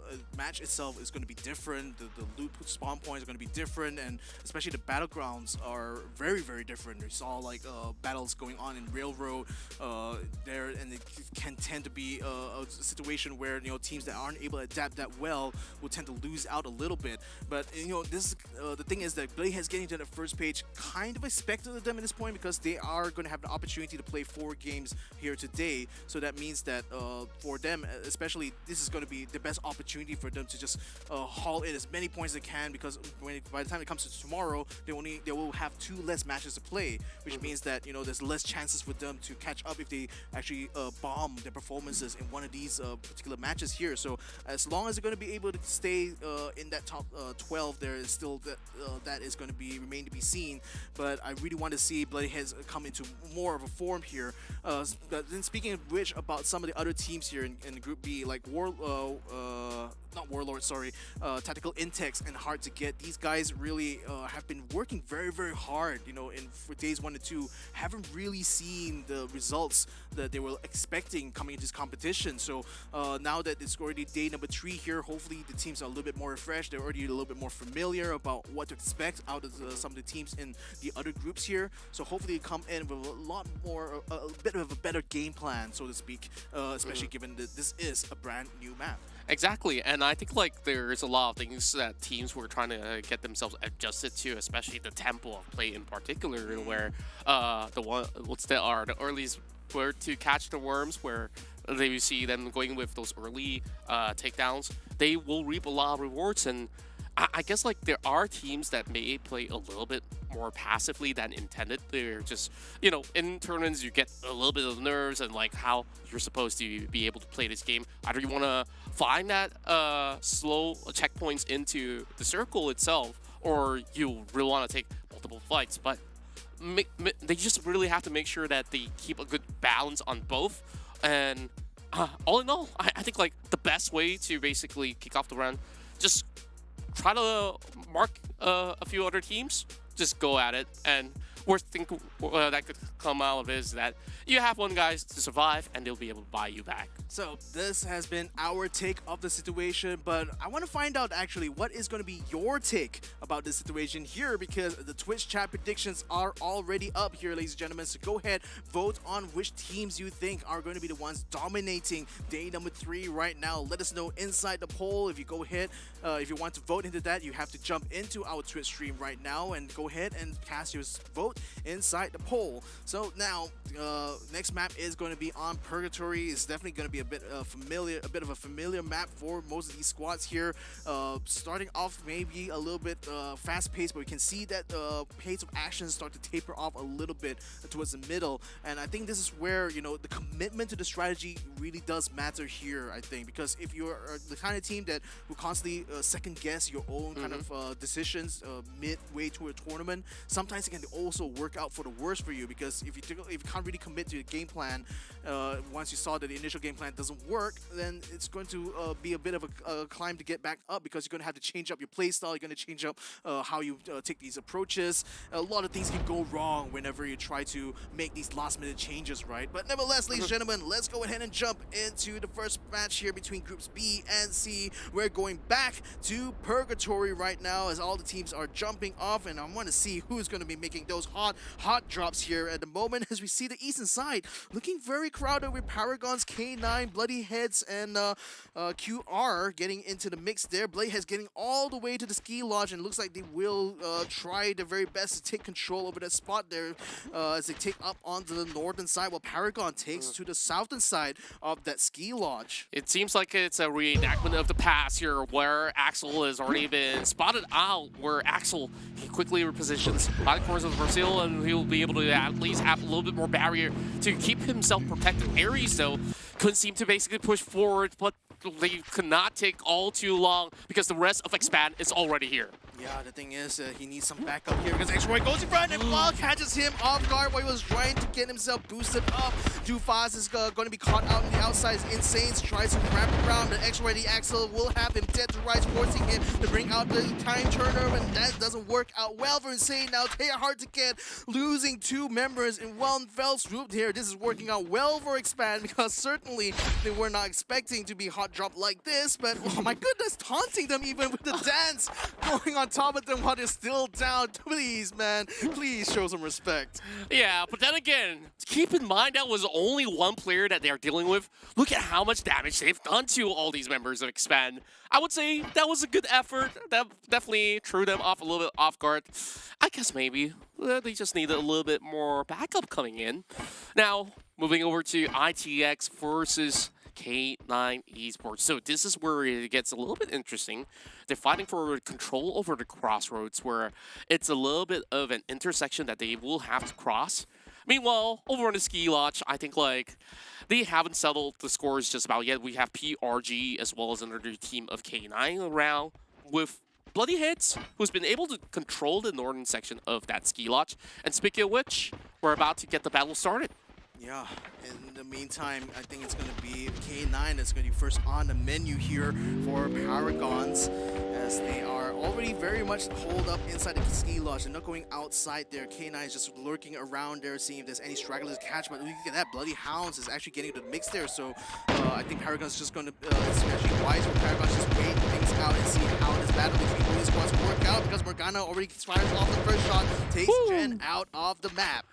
What a clean shot coming in for Morgana, and even on those vehicles, there's not much that you can basically get out of that corner. And Morgana always having those pixel perfect shots, but Mark getting tagged already. Bloody Hits, though they did get 1 pointer off, there's still more troubles lying up ahead. But we're already seeing K9 backing off already, but the fights will continue on from PRG. Yep. Looks like Blade has finally bumps into Paragons. Paragons are able to get a knockdown onto Fiersu, and they may be able to get another one as well. Jaws trying to hold his own on the other side there, but he managed to get a knockdown on the side as well, forcing PRG to put out some blue walls here to hold on. But with Paragons right now being stuck on his lower ground, they do have an exit strategy at this point, but can Bloodhounds continue to keep the pressure going on? Seems like they're going to be holding position though, not really pursuing this, and just going to leave their teammate to just languish, unfortunately, because the Bloodhounds only down to 2 members. And we're just seeing many of them battered, bruised. The sort of push that they were hoping to get didn't really result the way that they wanted. And when you're pushing down this hillside, there's just basically no avenues to play. PRG set up this perfect defense, and now we see the last member of BH left running for a little bit more cover, but I don't think that there's much that he could possibly done. So if he were to look for revivals, it's going to take a while because PRG has gotten those numbers over to the lower end of the ski lodge. And they're still chasing on, but there is the good distance of coverage coming in from the player that's getting away from members of PRG. But as we look through the list of names, H2G, the first team to be out of the game. Yeah, I think it was McCoy who got himself caught out while he was trying to escape. Remember, hard to get, lost 2 members early on to expand, so they were just trying to get into the recovery mode. Seems like they ran into the wrong sort of trouble as a result, and unfortunately will be the first one out. Warlords already inside the safe zone here, but they're going to be facing very little resistance. I think the only team that's kind of close to them is AKO, but AKO had been spending a little bit more time out in the blue zone. They're actually collecting as much loot as they can, and actually they made their way across the other side of that circle. I mean, these guys are just going all over the place. Not necessarily, I'm not sure whether they're actually trying to find kills or really just prioritizing the loot at the moment, but as it stands right now, AKO is yet to actually encounter another team in battle at this point. We see the bird's eye view here as we watch K9 make their way into the circle now. They still have full strength. Not quite a lot in terms of equipment as far as I can see though. QR Coversi as well, still trying to find some extra loot. They are near a revive station though, so they're hoping to maybe catch out some teams here that are kind of trying to get into recovery mode, but in the meantime, battle forming up, ITX versus IJ. And ITX, they got the advantages of the heals, but already receiving a little bit of attacks coming in from Fuer, and I don't know how much could he possibly last out here, as McRory already slowly getting chipped off. I'm not too sure whether or not they basically make the cut, as they're stuck in those compounds, and they really have to force a run, but they are pushing for it. Yeah, they're trying to push as hard as they can right now, but IJ a little bit spread out. Unfortunately, Nell's going to be the first one to get knocked down. Let's go. They're still going to be stuck inside the blue wall that he's just set up from himself, so he's pretty much locked in place. IJ continuing to try to regroup here to try to rescue the teammate as Fuhrer gets himself knocked down as well. Things are not looking good for ITX here with Shook and Pablo being halfway down in hell. Continuing to try to hold on here is ITX, but I don't think it's going to be lasting too long now. Shook now, last man standing for his team, gets himself knocked down, and that's Luegos taking out the entirety of that squad. I gotta say, that was pretty clean coming in from the entirety of the squad, other than Fuhrer getting some damage to be soaked up as he gets knocked down on the ground.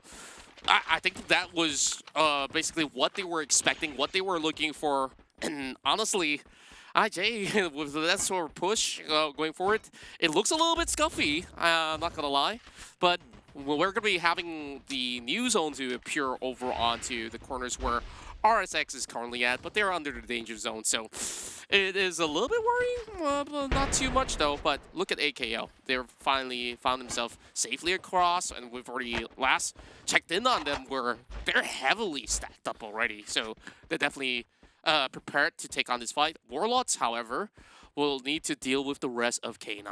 Yeah, indeed they do. Warlords right now are within their sights. Sneaks get a couple pot shots in, so K9 Meta already firing the first round of this rally here against Warlords. Thing is, they haven't really drawn out any fire from their side. It's trying to get some positions. Glue wall boss are going to be set up, so Paul may not be wise for him to waste his glue walls here. He only has 3 in his pack at the moment. In the meantime, I think that's QR getting themselves in a bit of a spot of trouble as they meet with members of Paragon on the other side of the circle here. And yeah, look at that. Gazna and Twix trying to fight against QR on the roadside here. There's not really a lot of cover though, so I'm not really sure why Paragon decides to try to take this fight here. Might be better for them to try to peel off, but QR is continuing to hound them on, keeping the pressure on Twix there. He's actually stuck on the tree as that's the only piece of cover between himself and the rest of his squad who's already peeled down. Maybe he's going to try to distract him a little bit. Unfortunately, Twix gets knocked down now, and things are not looking good for Paragons. Yeah, Shang's coming with a little bit more of a flank, and Twix was just trying to hold on for dear life to basically supply supply the rest of PRG with a little bit more cover of the room. But Expando, they're on the outskirts and they're about to take on this fight. Cobra with the glue walls will try to survive, but how long can he basically last? Shanks now getting some pot shots over on the side of Too Fast, but this is not really looking all too good for EXP. Yeah, not good at all. Expan's already like, I mean, actually they're going for a bit of a split setup here because we only see Cobra and his teammate in this side here, not the other two. So I think they're just trying to spread themselves out a little bit to find some better loot or at least scout out positions of some of the other squads here. Kazu, in the meantime, just going to be peeling off of that battle here. He does have the McLaren 720S, so it's going to be pretty fast for him to just rush straight into that safe zone right now. But look at how crowded it is over here. Warlords still locking that battle with K9. It doesn't seem that either side are able to break this stalemate at the moment because, again, K9 meta has the high ground here, so Warlords is unable to rush the position without potentially risking a couple of knockdowns on their own side. So they're going to have to take this very tactically. Unfortunately, Tactical Cooler is going to be left out a little bit in the blue zone at the moment. The next circle comes in, still very close to where K9 Meta and Bloodhounds are, and in fact, it lands right on top of AKO and RSX. And I think that they really have to schedule the scores really quickly, where if they don't, there's just so little bit more of a wiggle room for them to cut into these corners, where BH is also bad at corners of crossroads that can easily take them on. But more of these shots are being fired, and we'll be able to see Broker finally being knocked, and Presco is definitely onto something. Oh, he is, certainly. He's going to try and hold that position there while McCoy goes in front, gets a knockdown on it, now gets another knockdown as well as Pesco shoots up from the other side, and there's going to be a double kill here from McCoy. K9 Meta finally wins out this battle here and completely eliminates Warlords from the map as well. There's a lot of kills that they just managed to pull in that one fell swoop, and now they have a clear line of sight straight finally to the the scores have been settled. K9 Meta coming up with those 5 pointers, really coming off huge there. And Expand finally found himself a little bit more safety net, was able to manage to secure 3 pointers apiece. But QR's right down below. There's no way to basically crack the defenses for now. But they should be expecting some company as EXP tries to move around this top side of the hill. And I think footsteps have already been heard. QR preparing for this fight. Definitely, when QR is down on the ground though, but Expanse has high ground, and that means they can potentially keep them occupied. And in fact, what's keeping QR occupied is actually the shots coming from Luegos, because Shanks gets knocked down first on the round. This is a cue for Expand to try to force the issue here as he tried to collapse onto QR. Too fast now, a little bit caught on the outside, taking a lot of damage. Blue wall gets break down, but he still somehow managed to stay alive for a little bit, but not for long though. Knockdown onto him, as now QR tries to stabilize the situation with Expanse now collapsing onto their positions. Now blue walls brought all around. QR eliminates it here. Expand getting the kill lead on this map. Great work coming from Xroy. Came in hot with the shotgun shells directed straight at them. And of course they were caught off guard the moment that they were pushing downhill, and it was tough angles to work with, and we see multiple glue walls being popped up to be able to hold out until the rest of the backup has arrived. While K9, they found themselves a little bit of company from the outskirts. They do get a couple more kills as Wusi gets a triple. Whew, the AZ-80 is such a deadly, deadly sniper rifle. You don't want to necessarily be on its sights, because 2 shots and bang, bang, you're dead. Very crowded in this fifth circle right now. K9, the other K9 squad is still in play at the moment. Expanse still out on the road. It looks like Ilustrados Uegos is going to be the first one inside the safe zone. AKO will be joining them very soon. There's a zip line that's going to allow Meta to get themselves rapidly in position. Unfortunately, not a lot of cover where they will land up though, so it looks like they will have to take the safe approach. And speaking of safe approach, EXP has been making their way up, slowly up through the road there. And this time it's going to be a 3-man squad. Cobra trying to lead the front lines here. He does have a grenade launcher, trying to launch one window. A lot of damage, or not quite a lot of damage for Yadobe. He still is able to peel out there, not really getting the knockdown that time though, but Cobra is certainly setting himself up to the threat, forcing them to try to bring out the grenade launcher of their own. Now IJ is going to be sieged up inside the cabin there while EXP closes in on their position. Now the blue wall's will be broken for Cobra. He brings him another one in response, but the blue wall buster is going to keep his cover a little bit. Good grenade there by McRory, and a kill as well for him. He says, you got one in the back, I have one too. And a lot of all these time turners are expanded really well to keep themselves well protected while the rest of Expand, now that they lose one of their high power units, this is where we see the rest of IJ pushing onwards. And they're challenging kill leaders. A triple kill for Jaegos. Marky as well getting the elimination from a distance there. In the meantime, RSX closing in on where K9 Superman is. These two are very, very tense neighbors in this neighborhood right now, but there's only space for one at this point. So RSX K9 locked in the battle on the south side. K9 Meta still on the northern side. IJ still maintaining position. AKO haven't quite found a good spot to start some fights yet, but they do have the high ground compared to RSX as the blue zone now closes in around them. K9 Meta is going to have to sooner or later make their way up. A drone is actually being sent out in AKO's direction to hopefully scout out some additional members. Fast is trying his very best using AWN to get some shots, but no, the play zone. The play zone takes him down instead, so he delayed a little bit too long, and RSX gets eliminated. The team just really bad luck for them. Just great shots coming in from Zen OP.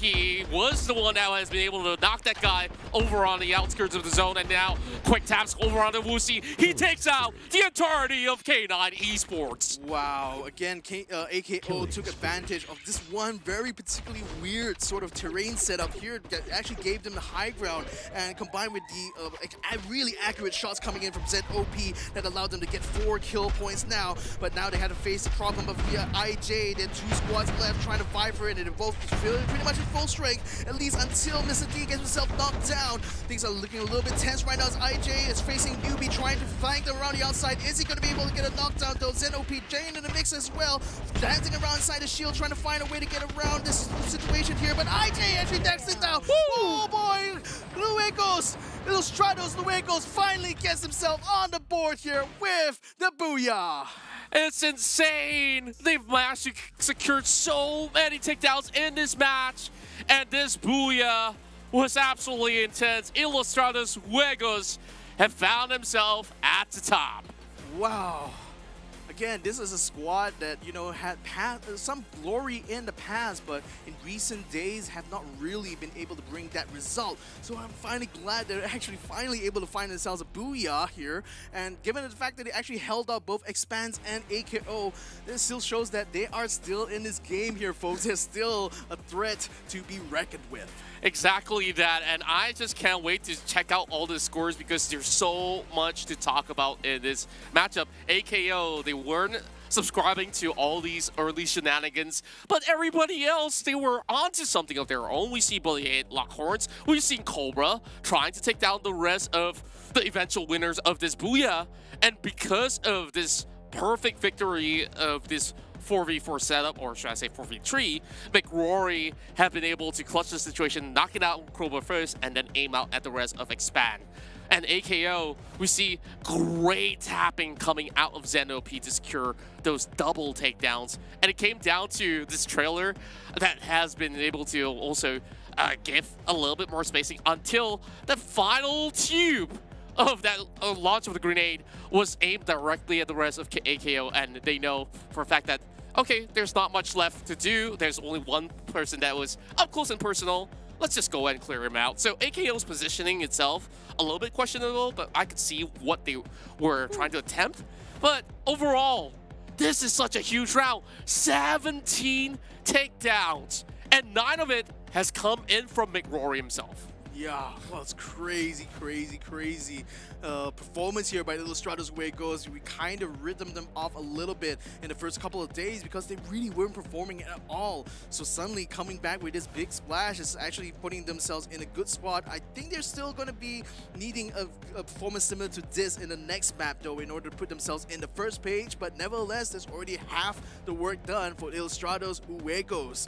And for Auto Knockout, I mean, still a respectable 13 points, keeping on par with both K9 squads, which actually made it up to 2nd and 3rd place respectively. Expand not too far away there, being in that 5th spot, but Ilustrados Juegos certainly have made this round their own. Quite the splash that they've made, and we're talking about close to 30 pointers that could basically shift them all the way to the first half of the upper echelon, I will call it. So I gotta say that I'm absolutely impressed from the get-go where they were fighting from the far corners of the map. They came in from Ski Lodge, and it was a lot of suspense going on where there are times that they were challenged, and most often than not, they've been able to keep all of their units all healthy and alive without much commotion up ahead. And the way that they've rotated was efficient, plus the fights that they were taking, especially the one against Expand, that was something else, because when you're inside that trailer, the solo angles versus Expand, where they're coming from the outskirts, sure, the only advantage that you have is the defense. And I think like the refract that came in, and after that, the follow-up that Illustrados all had was perfectly on point. Everyone was in sync, and they were well deserving of this huge booyah round. Oh, definitely. And I think one thing I also wanted to point out, which I couldn't doing the replay just now, was Zen OP was really doing very well in the sniping, but when it came to that CQC fight that he had with IJ, he actually lost out. And I suspect that it's because that it looked like he was actually turning very, very slow in order to try to turn around to fight that member of IJ. So I think that his sensitivity was was tuned really for sniping, not so much for CQC. So Exactly. that kind of forced him to lose out a little bit. And the thing is that when you come to Final Circle, that's where you need your CQC skills to be on par. Exactly that. And I think that was a little bit overwhelming for those that were trying to catch up with all the excitement. But of course, we'll go on a real quick break, and of course, we'll come back with another great round of Free Fire. The Snapdragon Pro Series is brought to you by Snapdragon Elite Gaming, Monster Energy, and Kachi Shop.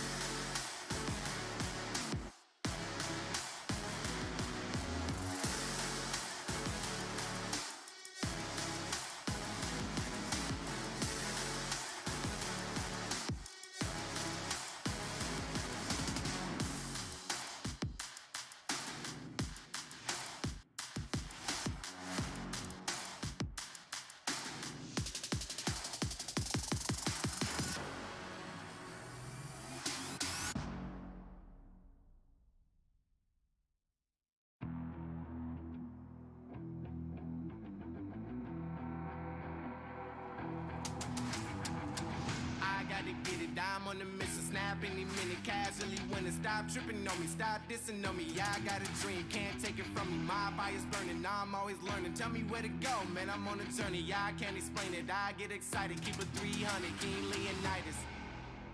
Strap in, cause it's gonna be a long ride. Working on me every single day and night. There comes a time when your worlds will collide. If it's holding you back, push it right to the side. Ain't got no time for no fear. I work too hard to get here. Ain't got no time for no fear. I work too hard to get here. I don't got the time, put me in, coach. I've been going hard, time to let it show. Everything raw, give it to me now. Let me have the spot, man, it's going down. Gotta get it here, I don't wanna wait. Take what I want, then I go train. Gotta get a win, I won't lose the game. This is my year, I ain't gonna break. Strap in, cause it's gonna be a long ride. Working on me every single day and night. There comes a time when your worlds will collide. If it's holding you back, push it right to the side. Another level, I will never settle. Mind over matter, get the gold medal. On another level, I will never settle.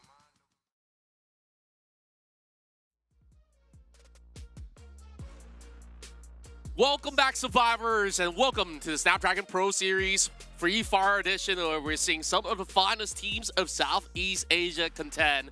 And my oh my, Victor, we've already gotten impressive booyahs all the way around. And I thought that the records being set by Expand was impressive enough until Illustrados, they come out with high-flying colors of 29 points to close off that past round. We're in Group B versus C, and of course, it's contract here with Victor Cax to take you along this ride. Yeah, let's see. Let's try to where it goes with that last round. Makes them into that second page. The first page now, but only on the 12th spot, so not quite as safe as zones, but certainly they're starting to catch up to the top dogs here. Quick Reactions actually having a better situation here, given that they're just ahead of Luegos. Expand only able to expand their lead by another. No, actually, they didn't really expand their lead because Auto Knockout did manage to catch up a little bit. So now that lead is down to 7 points between the two of them. But Expand very much equal in terms of their placement and kill points. But certainly that last round meant that they had to fight a lot harder in order to get to that final circle. Didn't allow them to be amongst the last few teams to be in that last circle though. So they're hopeful to try to work another round here to see whether they can get in another booyah to end the day with. But now that we're going to Alpine, this is going to be yet another challenge here to Expand and Auto Knockout needs to contend with. Exactly that, and other than the rise of Ilustrados Juegos, we also see Bloody Heads now make it into the top 9 with great effort being displayed throughout each one of these rounds, though they did suffer a little bit of beating by the corner of Ski Lodge by their own doings themselves. Paragon have been able to impressive on these early fights, but they're still stuck at 19, which is still a lot more work for them to catch up against the top dogs of the tournament thus far. So, of course, we're going to be looking at how they will be able to manage themselves as we head over to Alpine. Yeah, and RSX in the meantime though dropping to that second page now, and it was honestly quite an abysmal last round for them though, getting eliminated quite early on and really having not really good opportunity to pick up fights as well. So RSX gonna have a bit of a climb to work on now because they're in danger of not making it to the top 12 by the end of this group stage here. So they're going to have to step up those performances, and this is going to be one of the last rounds for them to try to do so here.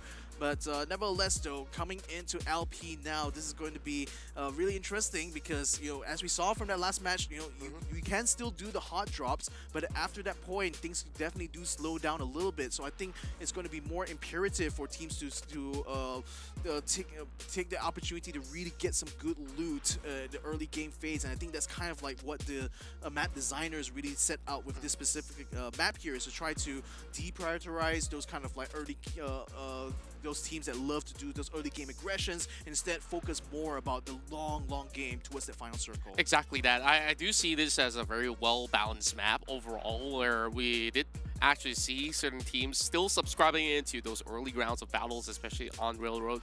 I don't think that we'll be able to get a glimpse of that again unless I'm being proven otherwise.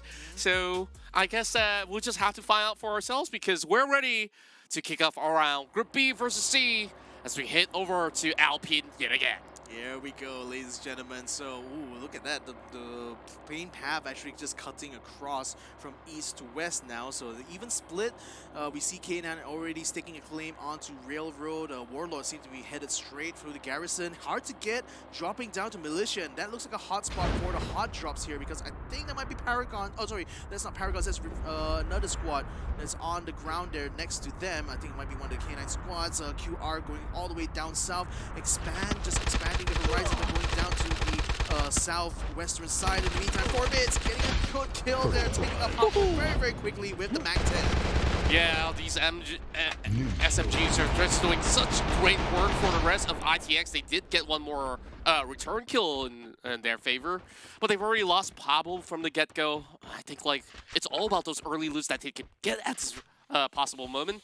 ITX tries to bring their units all together, where there is a little bit more widespread from their opponents. Yeah, ITX is just scrambling, trying to reposition themselves here to try to find some additional loot here to help them in this fight against H2G, because they're not quite out of the woods yet. H2G conversely is looting the other end of this militia compound, and Ares is having a nice little sport there. He's going to try to get up close and personal with some of these members of ITX here. Is insane, spots out Nell around the outside, doesn't quite get a knockdown until just then, just in time though, because the time turner does come out. H2G's Ares in the meantime facing a bit of pressure from the other side from ITX as they do get a knockdown on their end. So things are looking kind of back and forth between these two squads right now. Shook able to come in just in time to save his teammate Zipno from being eliminated there by Forbis by getting a knockdown onto him.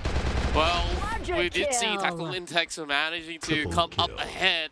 That was a little bit worrying when those corners were not really checked, but thankfully, first Shook was ever ready, and he was the man who has been able to take down the entirety of H2G based on those efforts. Well, HSD not really living up to that name there, unfortunately, as they're the first one to get eliminated right now in Alpine. So, so unfortunate for them. But again, they decided to hot drop on Malaysia. Meantime, Warlords trying to get into this battle here. AKO, Newbie getting himself knocked down as a result, though. But where is the rest of his squad? Seems like no one is around there. So it looks like Newbie tried to strike it out on his own. Didn't quite work out well for him, unfortunately. But the rest of his squad continuing to loot on the other side. But Warlords, they know that AKO is around the corner, so perhaps they might be thinking of storming the front here. So AKO needs to get the loot done now. They'll be able to bring back Newbie on board as these buybacks are coming in. But look at Onyx though, going straight into the corners, but he's already receiving a little bit of attacks coming from Iman Harris. And this is not really all too good for Onyx. He's all alone, but he's trying to take down Zen OP, but the shots are sharp. 14 HP left on Zen, but he'll be able to make it work. And unfortunate for him as well, like literally they bought back Newbie, so they knew that they have control over the buy station here, so they could afford to sacrifice Newbie to Warlords there just to find that information. But now that they know that Warlords is down one member, this is actually going to be working out well for AKO here, because Warlords doesn't seem to have given up on this plan here to try to get a revenge kill onto AKO. But we see Zen OP already just flanking around the side there, and this could actually catch Invoker off guard here. He's being distracted up on that rooftop there. Zen OP trying to find a good angle of attack there, but he might actually meet Tacular, who is going around the side there to cover the flank. So Zen OP now, he needs to position himself right. He needs to get his timing absolutely perfect here to catch Warlords by surprise. Yeah, overall, it will take a little while before Warlords have managed to be able to spot out some of all these flanking members. But Tacular, he knows what's up, and he hears the footsteps coming from Newbie. Will come in to launch a little bit more shells directly onto Newbie. They've done it before, but it's 55 HP left for him as he tries to protect himself with Time Turner as well as the goo wall. But how much can he hold on to as more shots coming away, and instead he will falter.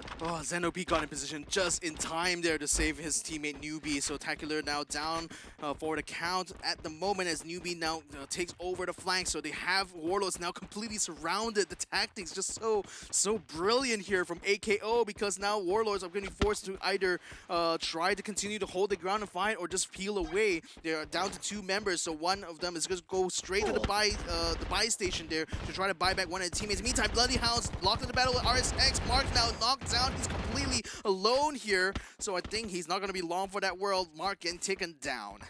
Yeah, this is a little bit of a chaotic start for some of these teams out there. RSX this time having a little bit more of a better start as they manage to secure 2 takedowns. Meanwhile, as the fights continue on by Snowfall, Zen OP has found himself that third pickup against Warlords, and things are looking great for AKO, as these are very important points for them to chase back up against Expand. Though they were heading into the previous battle securing a top 2 run, they didn't manage to secure as much takedowns as they would like to be. But this time around, they make no mistakes. They will kick off with great numbers to book out at the very least. But QR, as well as all the other members of Bloody Hits, they're about to get themselves locked in for a battle. Indeed, they are. QR out in the open, though, as Bloody Hounds set up inside the building. Shank's taking some damage right now, so they know they're going to be in the counter here as they try to regroup around the building. But Bloody Hounds is fairly spread out at the moment, but that can work to the advantage because QR doesn't exactly know where the positions of all the players are. But look at that! Oh, K9 just K9 Meta storming onto Paragons right now, and they're struggling and trying to hold the front, though. Unfortunately, the frontliners has been taken down. Shanks does get the shot done. McCoy does get a revenge there onto Gunza, so Meta does have control over the tense area. In the meantime, one of the members, Shinon, trying to make his way to the buy station. They're going to be spotted out by Delete as he attempts to try to chase him down there, prevent him getting in the buy station to try to buy back one of his teammates. But the thing is that Delete is already close up here to Shinon, and now he's in a 1v2. Yeah, how could he possibly pull this off? He's looking for the lead, but he only does 50% of damage before falling down to the hands of McCoy. Great team effort coming in as they manage to secure McCoy his third takedown. And in the parachute, we see Twigs finally getting himself revived, only having a pistol in hand. Quickly goes in for some loots in the dock. And he, in fact, lands right on top of Revive Station. So Shinon, even though he was caught out in the corner there, still manages to keep his team in the game, which is just in time there for him. AKO now encountering ITX in this side, with Will Invoker just hides away in one of the cabins there, not wanting to get involved this early on because his squad is not quite up to full strength yet. But ITX is continuing to try to spread the weight. Oh, Yonitz! Spotted out by Mr. D. This is not good at all for Yonitz. He doesn't really have anything to work with. As the rest of AKO just literally completely overwhelmed and swallowed him whole. That drive-by was absolutely unexpected, and that was good enough for AKO to secure that fourth corner here, as there's only 11 more teams that's around this whole area of play inside of Alpine. And Invoker still wrapping around by the edges. AKO will continue on their dominance in this matchup. Well, ITX have impressive much early on. We see K9 with a lot of dire effort to take on their brethrens. It's a civil war that we're looking at.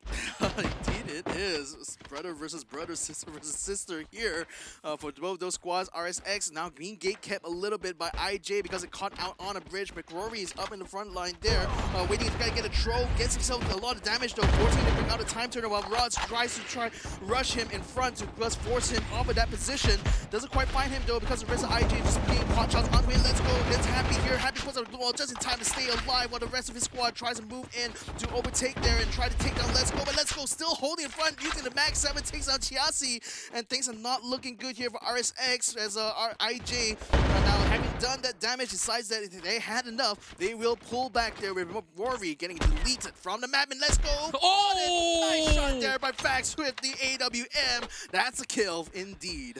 Quite the distance of coverage coming in from Fax, and he is finding that perfect takedown. And I thought that after that great round coming in from the side of IJ, they would be able to basically continue on with a little bit more of that momentum. Apparently not. And this is just a little bit concerning as we're also taking these battles on open grounds. As for RSX, I think it was a really good approach coming in from the entirety of the team. While Expand taking such a slow approach, they have only found themselves one takedown, and they are on that close swim. Pablo though, okay, sends out a little bit more of a shot, but Superman, he's gonna be able to pin down Invoker. Yeah, he pinned down and in fact takes him out as well. AKO now going for another round against ITX. Mr. D tries to get a shot against Enel, tries to go for the jump shot, but unfortunately exposes him a bit too much from shots from the other side. Now he huddles down by the fence here while the rest of his team tries to wrap around and hopefully try to force Enel out of his position. But Shook waiting for a good spot to give the throw, instead switches to his G3 rifle, tries to keep Zen, OP, and Ayman held up there while Enel tries to hold up and close by the roadside. Shook now still going to try to keep the rest of ITX, the rest of AKO suppressed there, but Newbie is still around the back line there, and he's giving a lot of pressure here, allowing Ayman a little bit of space. Wow. Unfortunately, he's going to be knocked out. Zen OP gets the knockdown onto Enel though, so now things are falling apart rapidly for ITX here as they attempt to try to get back and hopefully stabilize this, but AKO getting revives up just in the nick of time as Shook comes in front, and no, not doing well at all. AKO, despite the fact it's only down to Newbie, he's going to have to hold the front there, gets a double kill, just needs one more to Pablo here, and he will be able to win this battle. It does. He does hold on for a little bit longer, but no! Auto knockout cannot do it. Pablo with the shotty shoots out Newbie, and that is AKO eliminated at 11th place. And they just managed to take down one of the top gunners of the entirety of the standings, and it came up so close. They lost Shook. He was the sentry over the top end of the rooftops, and he had enough. He wants to get into the heat of the battle, and that was them losing out members after members, but UB was supposed to clutch off that very final moment. And now off to another crazy situation that we do have on the southern area play. QR, RSX, IJ, as well as Expand. They're about to get themselves into a fatal four-way. Yeah, I mean, this very crowded southern side right now. Expands is a southern tip, but RSX is facing pressure from both QR and one member, IJ, somehow in the mix as well. But Expanse is starting to move in on RSX positions. Here is X-Roy, tries to find a way to flank around here to keep an eye out for a member. RSX Chiasi finds him inside the window there, tries to go for the quick kill, but he has to watch out because Happy comes around the side. But Happy gets knocked down by his teammates though, so Expanse really playing the teamwork here as they do eliminate Chiasi completely, leaving only Fax with very, very little help. But QR is also closing in on this position though, so RSX going to face even more trouble now. But QR is hoping that Expanse is a little bit weak, but the thing is, Expanse still has full strength at this point. Oh boy. Europe, He's all alone though. Yeah, he's got to be really careful. Kazu is just around the corner of this warehouse. Spots him out. Can he basically pull the trigger though? Axel has make a move, and Furu knows that he needs to take this one really, really slowly, else Axel will basically catch him out. The problem is the blue zone already closed in around him, so I think he has to try to move another way. In fact, he's going to wrap around the warehouse there. Paragons gets taken out by K9. McCoy getting the shot and kills done there. Hyper now trying to hold the front while he tries to get his teammates back up, but Expanse just not going to be letting off any pressure here, forcing him. Oh, the blue wall! Unfortunately, didn't quite land the way he expected, but now they're still locked in the tight quarter battle here. But who's going to come on top though? Unfortunately, the Expanse member getting himself knocked down. It's going to be too fast. Actually getting a knockdown on the blank, but X-Roy still around the outside there, still trying to find a way through this maze of blue walls here that QR has set up. X-Roy the Axel, unfortunately taking a lot of pressure there. The only two members left standing, while Führer gets spotted inside the warehouse by X-Roy, who unfortunately has to peel out of there because the blue zone is surrounding him at this point. Oh man, this is such a topsy-turvy battle going on the south side. In the meantime, in the northeast here, K9 facing a lot of pressure from their sister squad Meta as a blue wall buster comes out. Superman finding a very little room to move here. McCoy now wrapping around. Lucy, is he going to be able to hold on though? K9 Jexgen trying to get the revive up, and oh my goodness, Meta continue to collapse on. There's just so much going on over the southern corner of the map. This heated battle between both K9 has yet to be concluded as more grenades are being lobbed. And on catch! Woosie! He finds McCoy. Can't get another one in the back. He does damage enough to take the lead on the really low health. And the lead gets knocked out as well. There's so little time left. Woosie gets knocked out. It's only Cresco left, but he will tag them out. Oh, and in the meantime as well, Expanse has just lost both of their members, so they are eliminated at this point. Now RSX still has one or two members left, but they're completely in opposite ends of the circle here. QR getting themselves a little bit spread out in the circle here, trying to fight a battle in many different fronts, while Bloodyhead's already in the center, trying their very best to suppress, and they found Führer, taking him down. Leg goes out of the count at 8th spot. K9 Esports themselves getting taken down by Meta. They're out at 8th place. Now it's going to be a battle between Warlords, Bloodyheads, Tactical Intex.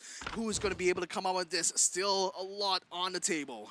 There's definitely a whole lot more blood to be spilled here, but look at the position for Bloody Hits, though. They're so optimized into the circle where there's still many of these teams who have yet to make the cut inbound into the area of play. Invoker now getting tagged, and there's going to be a lot of long-range affair coming on. Mark has already locked his target, and he managed to take one down. And there he goes, going in for the Quadra. Warlords thought the high ground was going to work for them this time, but unfortunately this is Alpine. That is not a good spot for them, unfortunately, because there's no cover at all, and I didn't see any blue walls on them either. Though Bloodhounds still has a good number of people inside the circle. Tactical Intex a little bit spread out there. You got one member in the center that's going to be shook, but two members now going to have to wrap around the outside. You got to watch out for Meta, who is still up on the north side, but no, they don't find Pesco. Finally, with one shot there from Fierceus, Dragunov will be able to take down the last member of K9 Meta, while Bloody Hounds now still trying to find the rest of Tactical Intex. There are two squads that are still mostly at full strength, but Zipno gets taken down, one Mark gets knocked down as well, and ITX is hiding underneath the bridge here. Morgana spawns out, Shook takes him down now, so ITX down to two, maybe only one member left. Bloody Hounds still has three. Bloody Hits, they really have sniffed everybody out, and they just cleared the entirety of the section. There's still two more members right down the bridge, though. QR. They're about to push forward. Same goes to the rest of ITX, just wrapping around the corners. Fiersu have known for a fact that somebody's going to be around the corner. He should be able to catch him off guard. Rod's trying to survive by the corner bridge, but the rest of BH, they're pushing through. They want this Booyah real bad. They really want it bad, and these teams have not really tasted that level of success here as of yet. So this is such a good shot right now for both Tactical Intex, Bloody Hounds, and RSX, as well as one member QR Hyper, but unfortunately Hyper is knocked down now. Kazu is going to try to keep it alive. Oh, well, okay, what was that? Okay, quick reactions coming in there. Not yet, ladies and gentlemen. Still 3 teams fighting for the Booyah. It's not been called quite yet. Bloody Hound still has 2 members running around trying to find Pablo. Pablo is going to get taken down, so Tactical Intex is out of the count. RSX only 1 member left. Can they find him though? Yes, they do. Booyah does get taken. And look at that, ladies and gentlemen. It is Bloody Heads getting themselves up in the Booyah. What a finish coming out of the team, and they definitely had full confidence that they could dominate the entirety of the section. They've got the compounds all secured, and there was so little room left. They've already checked the 360 view. If there's anyone left hiding, it should be under the bridge, and they have basically navigated their ways, and Bloody Head secures the first ever Booyah. Yeah, their first Booyah of their competition, I think, for them. And certainly that's going to be a huge call of points as well, because they were all over that final circle, just sniffing out the solo members and just taking them down one by one. And that was quite well played as well, but I do have to say it's also due to the fact that the really 2 top teams, which was AKO and Expand, got themselves eliminated very early on. So this really opened up the floor there for the rest of the teams to step out of the plate. Yeah, exactly that. Like, I was really concerned about some of all these fights that they were taking, and AKO came really closely against one of the teams that we're keeping our eyes on. And then you also see the rise of both K9 squads that have been able to step up to the platter and have been able to claim plenty of all these points overall. I think like there's huge improvements from teams that sure we may not have mentioned as much, but this is where they start to make themselves known. Exactly. So we'll see how that will shape up the scoreboard, because I expect with the early elimination of both Expand as well as AKO, this is actually going to open the floor for the other teams to just catch up in points. So this is going to be a bit exciting later on during the break, after the break, when we do find out about the overall leaderboard. But I have to say though, yeah, the tempo of battle in Alpine very, very different, isn't it? I gotta say so as well, because like we were basically having fights from the get-go all the way to the very end. There was not a moment where we're able to even keep a little bit of silence within the room. And same goes to the players, you know, like they want every single point that they would get. And I think this is one of the golden moments that we've seen. Great grenade shells being tossed from Wusi to be able to not only get 1, but 2 players out of the opposing K9 squad, where by the end he did get caught out, but Presco have been able to make the move. But look at Bloody Heads, like the sharp shots coming from Mark has backed him so many points, as he is the MVP of the match. Yeah, and Morgana is spotting Shook there, who was just left, I think, completely unaware actually that Morgana was right behind him. So that actually worked out for the best for him. But it was really at this point now, Bloody Heads this was literally Bloody Heads' round to lose now, because both ITX and RSX were down to solo members. So you just have to just flush them out and just take them down in order to take that Booyah. So, you know, comparatively to some of the other Booyahs, it may not be the hardest, but again, a Booyah is a Booyah, and that's putting Bloody Heads all the way up to 26 points in total for them, ahead of Tactical Intex's 18. As far as Expand Auto Knockout is concerned, they only managed to earn 7 and 6 points, only a 1 point differential. So what that means though is that Expand only able to just expand the lead by just that single point. Yeah, and also it's definitely great effort displayed by RSX overall, that they've been able to keep themselves propelled forward with great positioning overall. And Paragon, I think like there's just some of these battles that they have found pretty hard to even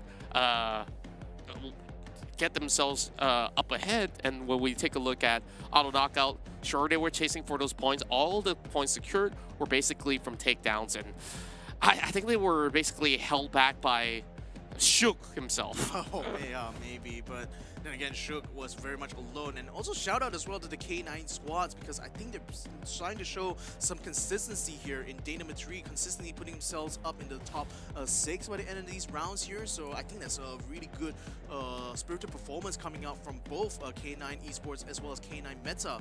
But then looking at Bloody Heads, I mean, they're still stats-wise very much on par with some of the top teams here. It's just surprising that in spite of having such talented players on their side, haven't really been able to put in a lot more good performances earlier on in this group stage. So that kind of makes them a little bit on the lower end of the tier at the moment. But it's, starting to look like they're starting to come back into form. Yeah, I guess like overall when it comes down to battle royales like this, like it's always like a marathon run where you also have to have a little bit more of that stamina check. I think they've been able to gauge how many of all these teams play for the past 2 days, and finally today is their day that they've been able to show up big time, where even on those early rounds that they were playing, they managed to get quite a number of significant eliminations, and finally they've got their hands on that Booyah that they've been seeking out for. So we see this upward trajectory coming from Bloody Hits, where they were on that second pager, then they move into the top 10. Now after Booyah, top 7, top 6 is very much possible. Oh, it's definitely possible. I mean, it's still a very healthy haul of points there, and none of that would be possible without the support of our sponsors here. Snapdragon Elite Gaming is the main sponsor of the Snapdragon Pro Series, because when winning matters, it matters so much here for Snapdragon, powering all our mobile phones here. They certainly have been providing the good platform for our Free Fire players. Not to forget as well as Monster Energy. Unleash the beast with them. Check them out over at www.monsterenergy.com/gaming. And finally, if you're running low on credits, why don't you top up and reload through kachishop.com/my. They offer great deals, great discounts, and plenty of bang for your buck whenever you're looking for your next reload.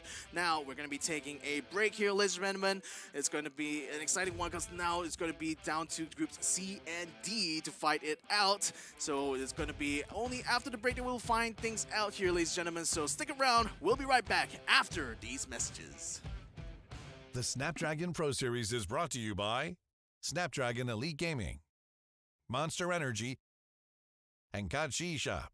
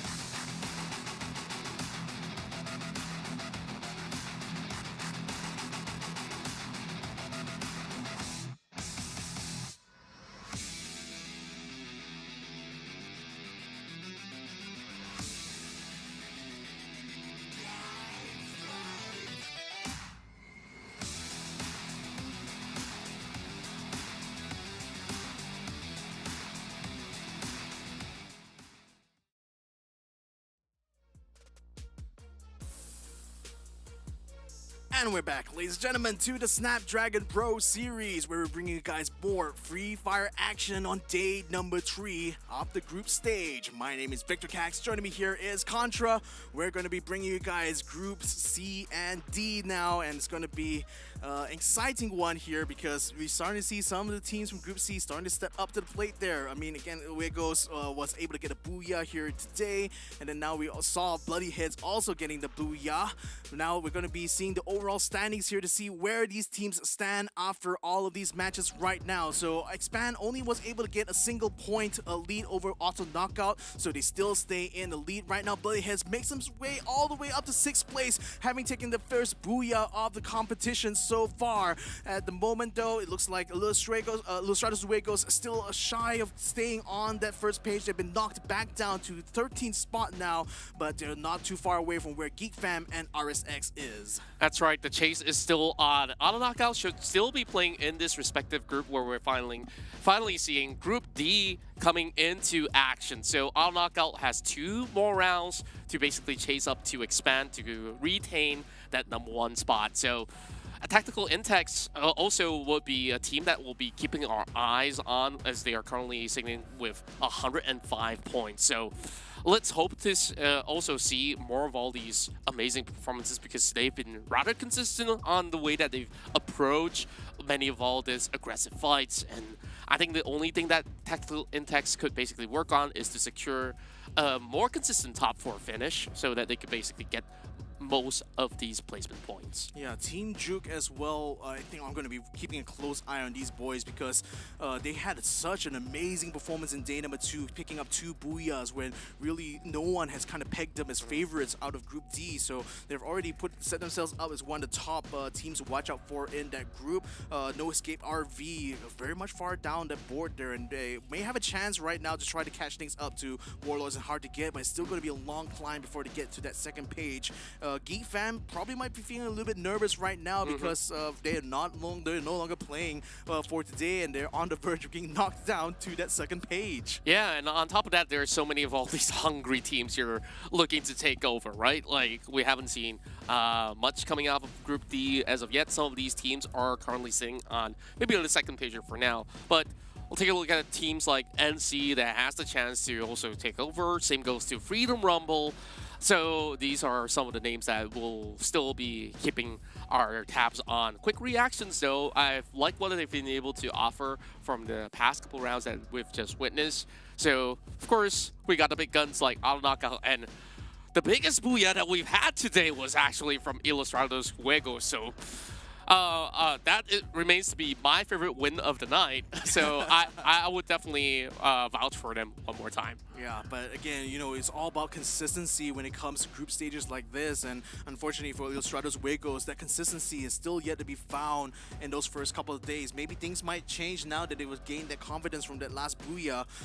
In the meantime, for Group D, you know, the teams to watch out, of course, Team Juke, Freedom Rumble, NC, both ORV teams here as well. But for NC and Team Juke, these guys surely have shown some good performance. I mean, Team Juke, of course, taking the booyah, sits themselves very high up in that group, but NC, don't count them out either, because these guys, when it comes down to it, they do have the skills necessary to fight. It's just that maybe they have to work on some of their drop tactics here, where they decide to kind of start things off and where they kind of finish up seems to be a little bit up in the air here. Ilustrados Uegos as well, trying to reclaim that past glory that they used to enjoy in the early days of Free Fire. Now it's going to be their chance to try to climb back up and show they can still play with the big boys. That's right, and with all these to be kept in mind, like now that Team Juke have shown us that they can close off games convincingly, all that's left to do is to get big numbers, and these are the guys with the big numbers. And we're looking at McRory, who have managed to take 9 kills on that winning round. And I wonder if they're going to make any switcheroo, because we may not have been able to see any games yet with McDo, who has yet to play for today. Yeah, and you know, certainly McRory can say that he's really carrying the flag here for the Stratos Uegos, but they really need to do similar performances like that last Booyah here to really stand a chance to get in the top 12, because even though they did get a Booyah, they're still finding themselves on that second page because they're still not really consistent quite yet. Team Juke in the meantime though, they didn't really make a splash in that first day. The second day they came in so strong. Now they're going to be looking as one of the favorites. They're coming into third day as one of the favorites from Group D here, and really hoping they will keep that momentum going, because I really like what I'm seeing from this team right here. Yeah, and of course, we will be expecting a whole lot more coming from team. And this is one of the teams with a 6-man roster. So you can see that they do have a little bit more of a diverse play style that they can basically offer to the table whenever they do want to bring in some switch-ups. So we'll see whether or not will there be any form of change of roster to be involved in today's matches in Purgatory as well as Alpine overall. So far, sure, I may have missed out the past couple of days, but I absolutely believe Team Juke, they have all it takes to move into the first half of the page. Yeah, so well, that remains to be seen here. No, nevertheless, though, we come back into Purgatory here, which is such a funny name for a funny place there, because certainly teams that really don't know how to make full use of the maneuverability on this map here tend to lose out a lot. And especially also on, like, speaking of the other map that we have in the pool, Alpine, it seems like you need to really prioritize on getting vehicles in that specific map there, because there's a lot of ground to cover really when you're trying to you know, move around from place to place, and unlike some of the other maps here which tend to be a bit more compact. And what I noticed, especially seeing the gameplay of AKO, is that they tend to thrive a little bit more on those more compact maps there, because you know that really makes it much easier for you to be aggressive on ground, because you don't really focus too much on the looting. But then looting pretty much is the name of the game for Alpine here, it seems. Yeah, exactly the case, as you definitely identified some of the struggles that AKO does have, and therefore we don't really see them going all out from the start of the matchup. So Purgatory, will expect them to have a similar approach where they start off a little bit more on a calmer notice, and then when they do have those checkpoints established to get into the zone, then that's where they start to farm out on those numbers, especially when they do get themselves some of all these high elevated areas as well as good compounds to fight off. So CQC, they definitely have shown that they will be able to win trades. Yeah, so I think the good news for Alka Knockout though is that they don't have to worry too much about competing against Expand, because they wouldn't be in this game right now. And most of the teams in Group D, I think, should be easy pickings for them. But I say that the thing is that the maps, I feel, doesn't quite favor AKO's own playstyle. So they're going to have to come to get the grids really quickly. And, you know, this is kind of like what top teams need to be able to do. They need to be flexible enough to adapt to different kind of situations here. And unfortunately, you know, Auto Knockout hasn't really shown that flexibility quite yet. But then again, there's still a couple more maps to go. We'll have to see. Exactly that, and we're of course getting ready for the games, and you can also lay down your predictions on Twitch chat, so basically cast your votes before we kick off our run here between Group C versus Group D. So I think like we've already laid out a little bit more of the floor plan of who are those hot favorites out there, and whether you think like the Underwood Dogs will be able to get it, just go ahead, cast your votes as we're ready to head on over to Game 5. And it's off to an explosive start. Oh yeah, explosive maybe here for NC, because they landed right on top of where Uegos is, as Lustrados Uegos is let's go, gets knocked down, so does the Fura as well. NC already having first blood here, very, very healthy, forcing the rest of IJ to peel out of the bathhouse. Oh, this is not a good start that IJ is definitely looking for here, as Yadope Hole still is on the island here, and Dino is going to try to flush him out. Spot Yadope right round up with the stairs. Time to going to be brought up. The shield is up as well. Yadope trying to play around within the barrier, but I think Dino's just going to go straight to his face there with the MP40, not leaving anything to chance. Not a chance at all, and I just love myself battles by the Mode House. We don't always get that a whole lot of, and it's an all-out brawl when it does happen, and NC, they showed up huge, and that leaves the previous MVP of Purgatory to be running all alone. There's a lot of things that he would have to consider, not only to get by safely, but to gather enough resources to eventually bring his teammates back up. So there is still ample of time in this early game, as this current face of the circle will show up in between most of all these islands. So Brasilia, we do have teams like H2GU that will have a lot more of a wiggle room, but ORV though, they're under the UAV zone, and there is going to be more members of K9 that will be eventually chasing up to them. But take a look at the south side. We have Freedom Rumble, and we also do have EXP Shia, as well as the rest of RV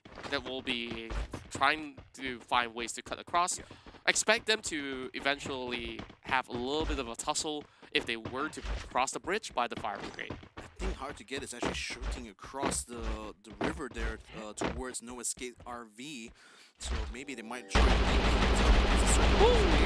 in the meantime, inside that ski launch, QR facing a bit of trouble here as they bump into the other ORV team here. It seems like they already got the knockdown to Jazzy GG, and that's going to give them free reign to try to loot the bottom side of the ski launch, which is going to be good for them. Not so good for the ORV team as Jazzy gets eliminated with the shot from the Barrett. Shots is still here though, as he wants to try to see whether or not he can potentially get a revenge kill or something to make up for the conceded elimination point, but it's a very, very tight spot. His teammate is going to be peeling off there, so they're going to leave him to try his luck here. He does see the target as he's just holding his position right now, not revealing that he's in there, and now finally he does put it out, but I think it's a little bit too far off though to actually get any reliable kills done because he doesn't have any sniper rifles, only the AR and a shotgun. Maybe he might be more cognizant to just actually hold fire, but seems like he was a little bit too impatient in that time. Yeah, he needed a little bit more backup, and always keep in mind that there's always going to be all these time turners as well as glue walls to be expanded, so he only landed a couple of tickle shots over onto members of the side of QR, and that's all he's got. Like, you use a lot of resources from your end, and you're not being able to get most of this stuff done. But as for ORV, Jazly, he gets punctured up, and he definitely needs a little bit more of saving grace. Zapnuno getting shots fired up at him, and there's not much of breathing space being given over from Nafiz. Of course, these exchanges have seen Nafiz to be up on top, but he's burning up a little bit, so he's got to get himself into a different compound, but he's just pushing forward, hoping to land himself that killing blow against Zipnu. I mean, you can imagine the kind of panic you experience as a player when you had a danger zone come up right on top of you just as you're about to start an assault there. That was definitely a very tight situation there for NC, but nevertheless, the Magic get out of the way there before the bombardment begins. But that little reprieve there allows ITX to actually peel off there and find themselves some cover. FRU now making their way towards the safe zone here. They're actually still wrapping around the outside here. I wonder where they're trying to hit towards there. I can see the zip line. That might be the target here for Shamiz, as they want to try to use that to cover a little bit more ground and actually make their way towards the western side. And at least with the healing gun, they will be able to sustain themselves a little bit inside the blue zone. In the meantime, K9's meta is going to be up against one of the ORV teams. I think that's going to be X-Men right now, who is coming up against them. And yep, indeed, it is X-Men, but X-Men is trying to gatekeep them from this revive point. And meta is down to 2 members, so they actually do need that revive point right now. Delete keeping an eye on Jamcha, who is hiding behind a hay bale, and he does have a sniper rifle though. A lot more powerful than K9 Delete's own sniper, which he needs to get some good shots. He does get a few good shots on Jamcha, forcing him to bring out his blue wall. Now he's facing the pressure on the other side. There's Uegos getting a little bit of a battle as well on their end, and it seems like they're not quite doing well on that part. Now the Delete has already got the knockdown. He's going to try to get up in front there to try to take control over the area where that revive station is. In the meantime, that's going to be, No Escape RV that bumped up against IJ Uegos. And it looks like he will be able to, he's going to try to shoot him off there. Nah, no problem at all for him whatsoever. Yep, his leg is absolutely sticking out, while RV has managed to accomplish what they've been intending to do. It was a rough position for some of these players out of K9 to be. K9 meta suffering quite some blows in the early round, though they are still surviving. Now there's only 42 players, but we expect some of these players to eventually come back up.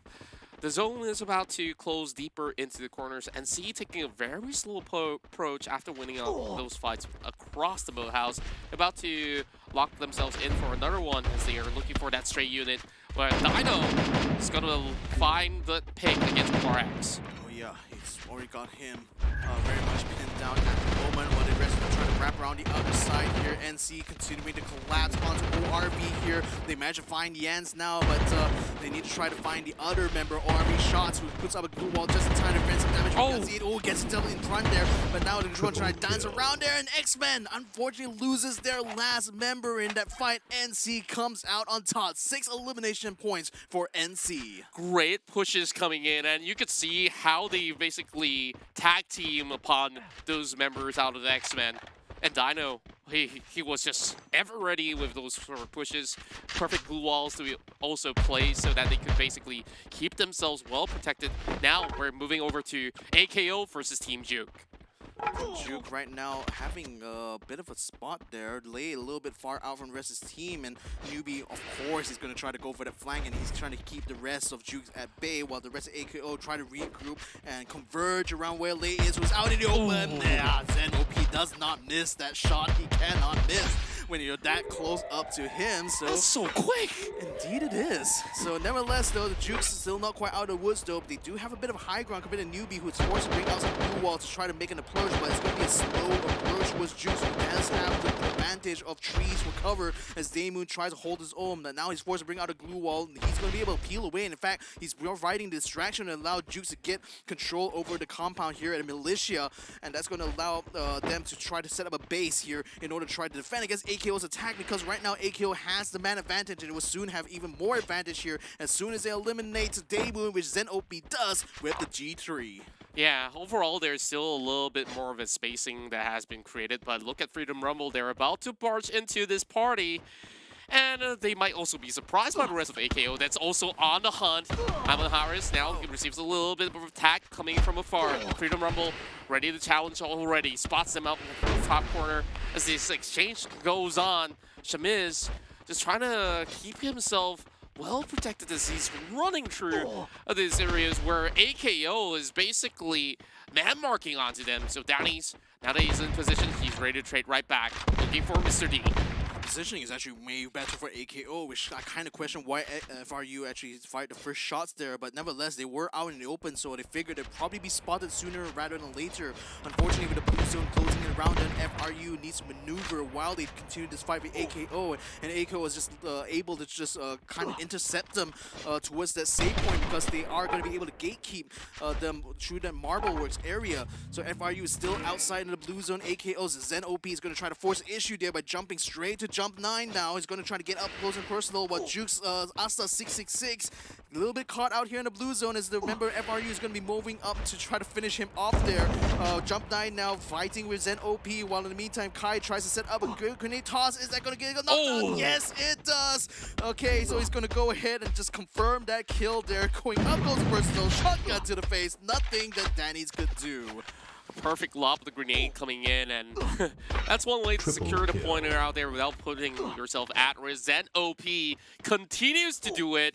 This guy, master of long range, and even on those short range attempts, he's been able to find most of these avenues, and he's landing those tags across this slow-moving buggy, and more damage has been done, not being able to drop Chamis out just yet. Yeah, but his truck is already on fire, and both of them just attempting to try to peel away, and they're still inside a blue zone. Don't forget that. So the longer to stay out here, the worse it's going to get, but they're just going to wrap around towards that bridge. It's a little bit of a gap there, so I think FRE can use that to try to hold position, but Jukes is also still around the corner, but Lei is a bit distracted at this point. He's going to try to keep AKO away, trying to do a solo gatekeep. It's not going to work out well, I think, for Jukes, so he's probably going to sacrifice himself for maybe the greater good. I don't know about this, though. Lei gets taken down, gets taken out. For the second time. For the second time, indeed. NC, in the meantime, finds a member of Ilustrados Huegos on the other side. AKO successful in this gatekeep gatekeep attempt. Now they're gonna have to see if they can gatekeep the other two members here of Jukes, and but then FRU is trying to get back into the fold here, and Jukes spots them out. So now it's gonna be a 2 versus 2 battle here, right on the other side of the bridge, while AKO just watches from a distance, or maybe they're gonna be joining in there because they're starting to move across the bridge. Yeah, this is looking very, very dicey, especially for Team Juke, who's just inside of this, what do I want to call it, like, a stop? Like, it's supposed to just be a pit stop for the trains, but I don't think the train's arriving to save them anytime soon, while the rest of the squad of AKO have been able to continue on their streak. And FRU ready for a little bit more challenge, while ITX Zipnu find himself quite a number of takedowns as they managed to eliminate members of Huegos. Yeah, I know FRU not going to be long though, because AKO has completely surrounded. Now Kai is the last man standing, not for long though. Freedom Rumble eliminated. AKO takes a little bit of damage, not too much. Zen OP will be able to heal himself back up, and then they can focus on Jukes. But look at QR forced to kind of collapse onto H2G. H2G now just slaughtering them on the front. Aries getting kills with that Max 7. In the meantime, Aries also keeping things alive right now for H2G. Blank now desperate, trying to hold his own, the last man standing, but no, not for long, I think, though. Or actually, he does. He still stays alive a little bit. He does get elimination before he gets taken down, so at least there's some points there for QR, but H2G still comes out on top. Quite the combination that we have. A sniper and a flamethrower, not something I do see every single day, and that definitely wasn't the recipe of success in a close quarter combat, but here we go. More grenades lopped over the side of NC, which is coming in from the rest of ITX. The walls are down! And that's where Zhuge managed to clinch himself that final pointer and takes out the entirety of the squad. But then ITX were waiting in the wings though. Zipno and Shook getting the shots done from a distance, and also eliminates the hearts to get before they're going to be able to recover well. So now 4 teams remain. AKO and ITX now potentially bumping each other. No Escape RV and ORV, I think that's going to be Tyrants right now, who are on the eastern side. They're going to be joining themselves in the circle very soon, but AKO and ITX now locked in battle on the northern side of the safe zone. It's going to be a battle of toss and turns and blue walls now, trying to set up some good cover here as they scramble to navigate this maze of a battlefield here. Yanel trying to wrap around the side here. AKO still very much aggressive as Aima comes front, gets the knockdown on Yanel just in time. AKO still having full strength here, now tries to force the issue onto ITX. Poplo, next one probably to fall. ITX gets taken down, one fell swoop here. AKO on fire. And AKO, they managed to take out the killers in Tex. They just got off from another battle. They couldn't find time to recuperate. And of course, AKO arrived perfectly on time to capitalize. Now, there's a little bit of a battle from the lower side of the hill, as ORV is trying to challenge the rest of AKO, and this is what AKO has needed, a big booyah, especially without the presence of teams like Expand.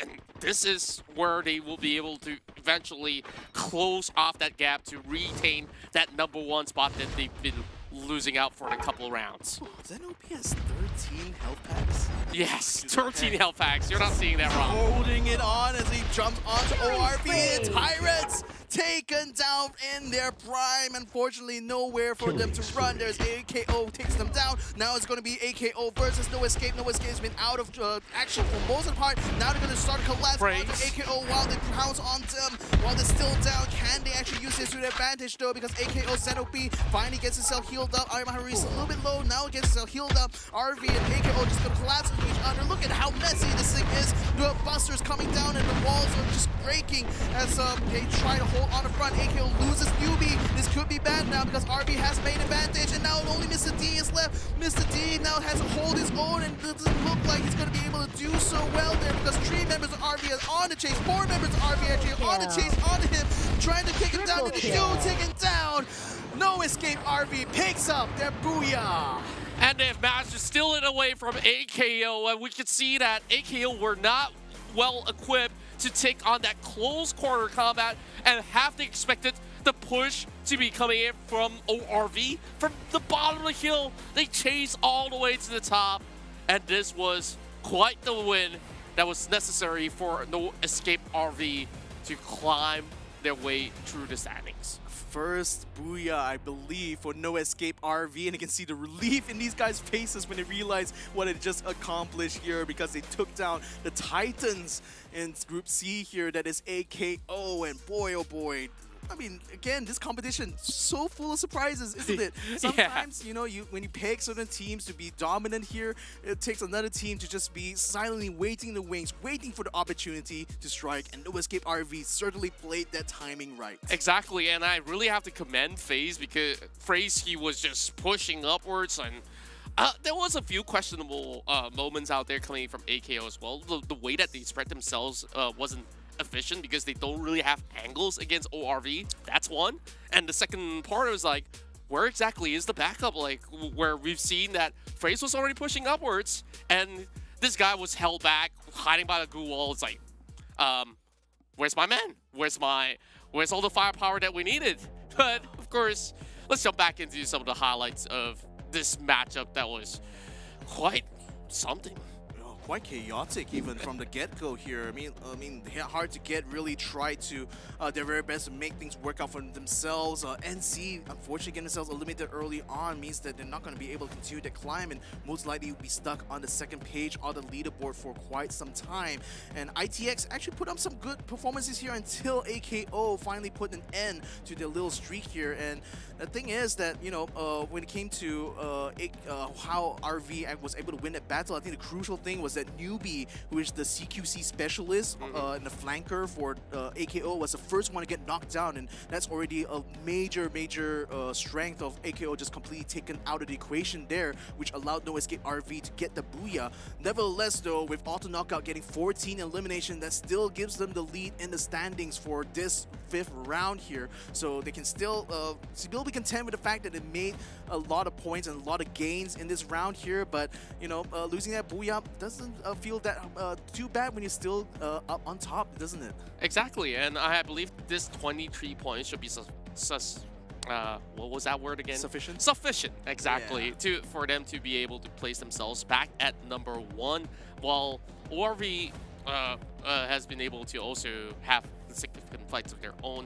Hard to get, so I need to show a little bit more progress on the way that they've been able to handle some of all these fights. Though, I think the unluckiest team out of it all, Illustrados, that's won by the Battle of Boat House. They lost too many members. And secondly, Team Juke. Like, I think we're placed against like Freedom Rumble, and of course, AKO was chasing their tails from start all the way to finish. So it definitely was quite the round for AKO. Now that not only are they retaining that number 1 spot, they create such a huge gap. Yeah, indeed. And again, it just kind of feels like what Auto Knockout is doing right now, especially with regards to Group D, is that they're just farming these guys for kill points. Yeah. And I think that's kind of what also helped them in day 1 as well, because, you know, they had the maximum amount of kill points in that first day itself, and that allowed them to shoot so far up the leaderboard, and they're continuing on that trend.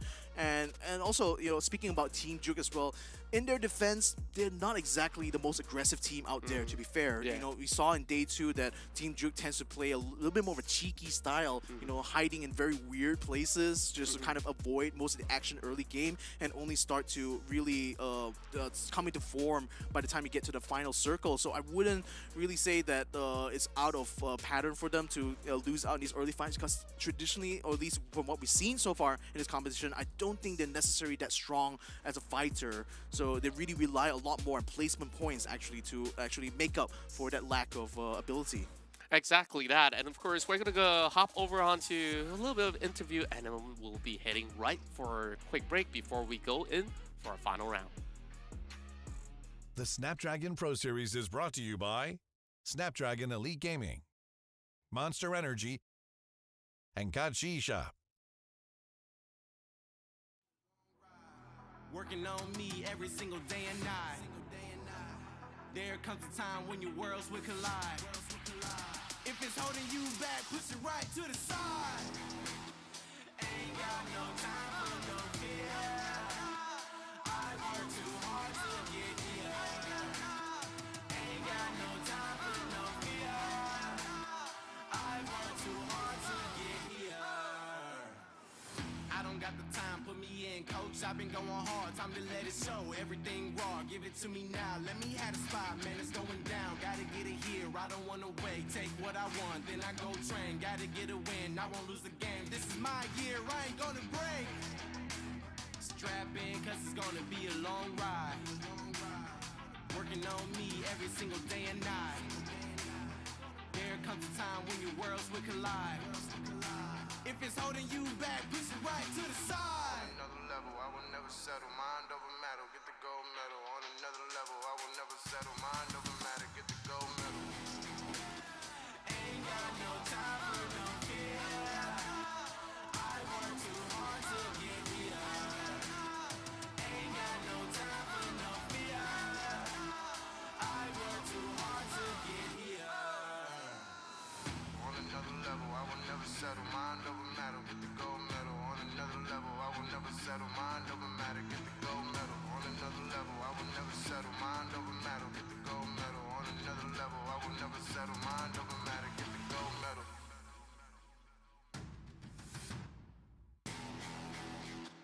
Ain't got no time for no fear. I work too hard to get here. Ain't got no time for no fear. I work too hard to get here. Ain't got no time for no fear. I work too hard to get here. Ain't got no time for no fear.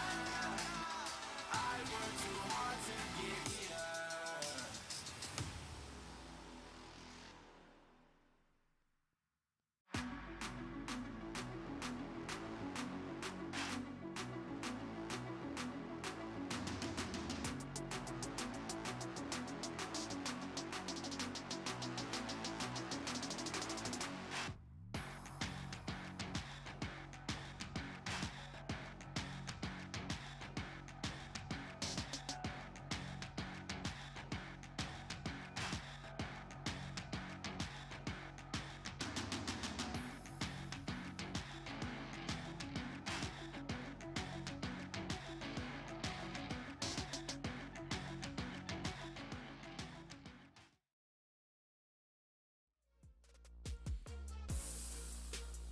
And we're back, ladies and gentlemen, to the Snapdragon Pro Series. My name is Vector Cax. Joining me here is Contra. We're going to be bringing you guys the last match for today. Groups C and D are going to be fighting it out in LP now to determine who's going to be able to get a good haul of points, and hopefully for especially the guys in Group D to be able to get themselves into that first page of the overall leaderboard. And so far, I mean, it's been massive amounts of surprises. We've seen new teams finally stepping up the plate, picking up their first booyahs of the tournament here. Let's go ahead and look at the standings now to see where all these teams stand after 5 rounds here on day number 3. Auto knockout. Woo! 152 points, 93 kills. These guys, I mean, wow.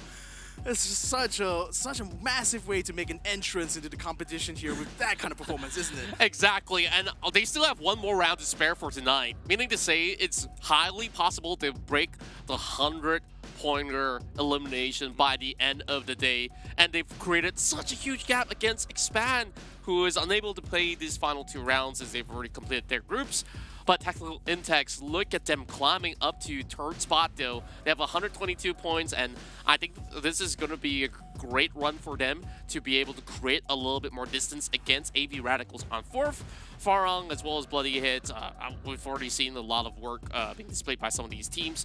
And for quick reactions, they should be able to have a little bit more room within this span of a round to cut in close to a top 5 finish. Yeah, and NC actually overtaking RSX to take 11th spot there, so finally getting themselves into the 2nd page. Not quite a secure position though, being only 2 points ahead of RSX, but nevertheless they will still have another round here to continue that climb. But also, conversely, on the other side, very, very disappointing performance here for Freedom Rumble. Getting eliminated so early on in that last round there means that didn't really capitalize too much on points, and they're down all the way in 20th spot, which is just so surprising to see there, given the talents that we do see in their lineup. No Escape RV also getting themselves up into 14th spot, so they're getting ever so closer to that next page there. But crucially, Lustrados Huegos, what happened to them though? Last round, dropping on the boathouse was not the best idea, was it? Well, not the best idea at all, and hopefully in Alpine they'll be able to have a little bit more of a saving grace or a safe haven to start off with. Maybe not for too long, because we know Ilustrados Fuegos do love themselves a little bit of those battles, and teams are looking for their way out to get into the challenge stage. This open finals definitely have been a little bit topsy-turvy for some of all these teams out there. And another name that I am surprised to see on that second list of names is Warlords, because they definitely have shown us that they are able to take proficient fights overall, but they haven't been able to basically carry this form of momentum to the mid game. Usually, that's where they will gas out, and I think like it's vital to always stay afloat, where you need a little bit more of a safety net that you could still create space, receive a little bit more intel of where teams could possibly be. So it definitely is a little bit daunting to be on that lower end of the spectrum. So hopefully we would see teams like Warlords make the cut. Yeah, but Warlords unfortunately is in Group B, so we'll have to see whether or not they'll be able to make things up the next day, though. But yeah, I do agree that at certain points it did look like Warlords were just on the verge of that greatness, but just falters a little bit towards the end. They can't really find that good finish there to really do justice to the amount of effort they put into this competition so far, and certainly they put a lot of effort into the way they set up the positionings, especially during the final circle. But it seems like the other teams just a little bit better fighting against them somehow, even though Warlords have the perfect setup. So again, it's going to be up to them to try to figure out what exactly is the issue for them, but that's going to be a story for another time. But the story for now, though, is to see whether or not Auto Knockout will continue to build up a big lead here, because especially up against Group D here, it's really easy pickings for them somehow, isn't it? Exactly, and this is where Auto Knockout will still go on a farming spree as much as they could possibly get, though by now they are already safe for the challenge groups overall.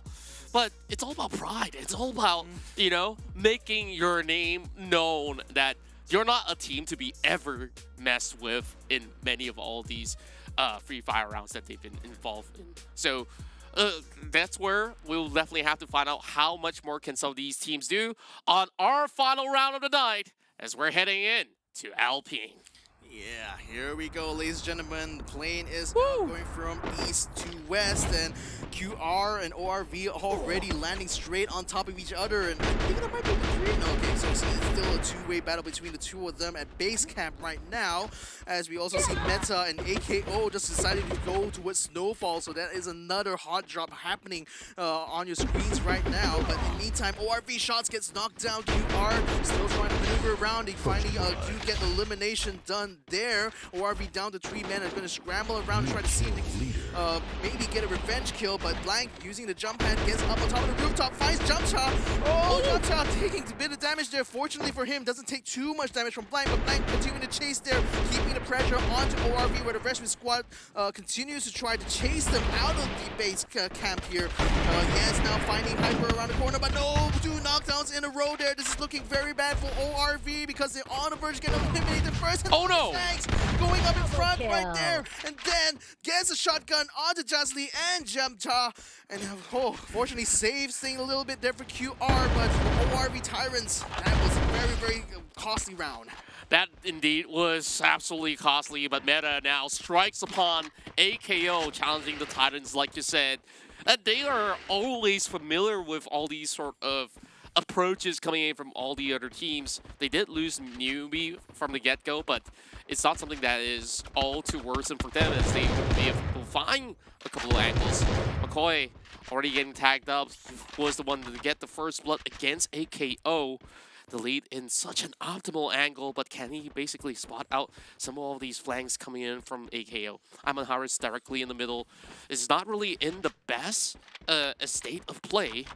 And with this very neutral form of circle, there's plenty of room for teams to conclude whatever battles that they have and then move their journey along across these fields. So Rai seems to be absolutely empty. We'll see RV to be able to cut across safely. Juke, though, inside of the far southeastern island, so they're definitely going to have a little bit more time to themselves. But I would say there is going to be a little bit less of a commotion after what we saw early on. The other thing that we'll have to fix our eyes on is ORV now challenging another top dog, ITX. What kind of setup is this, really? Because ITX is completely surrounded. They're going to be like holed up inside that building, but the rest of ORV is just going to be surrounding them and keeping them sieged up. Now, the thing is that IJ sent one member out and the battle, doing a lot of damage onto Yubi, but now he's going to be focused on the backside there. Xenobi finds him on the rooftop, takes him down instead, though. Kelita getting deleted off the map there. Where did he come from? Did he not heard him coming up? I have no clue how did he come in with such a flank angle.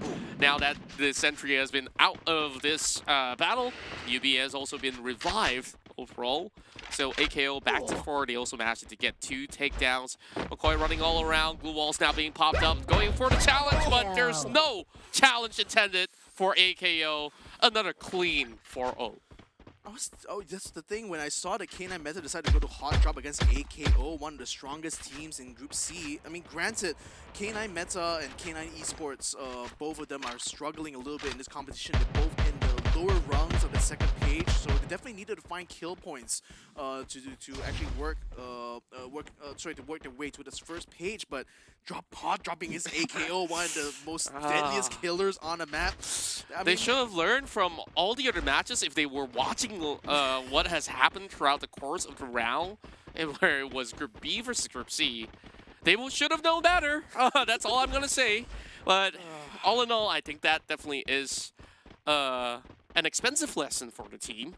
As for AKO, it's like, okay, thanks for extending my lead yet again. I have nothing to worry about for tonight. Yep. And they're still racing for that 100-pointer, right? So how many more do we need? 5? 6?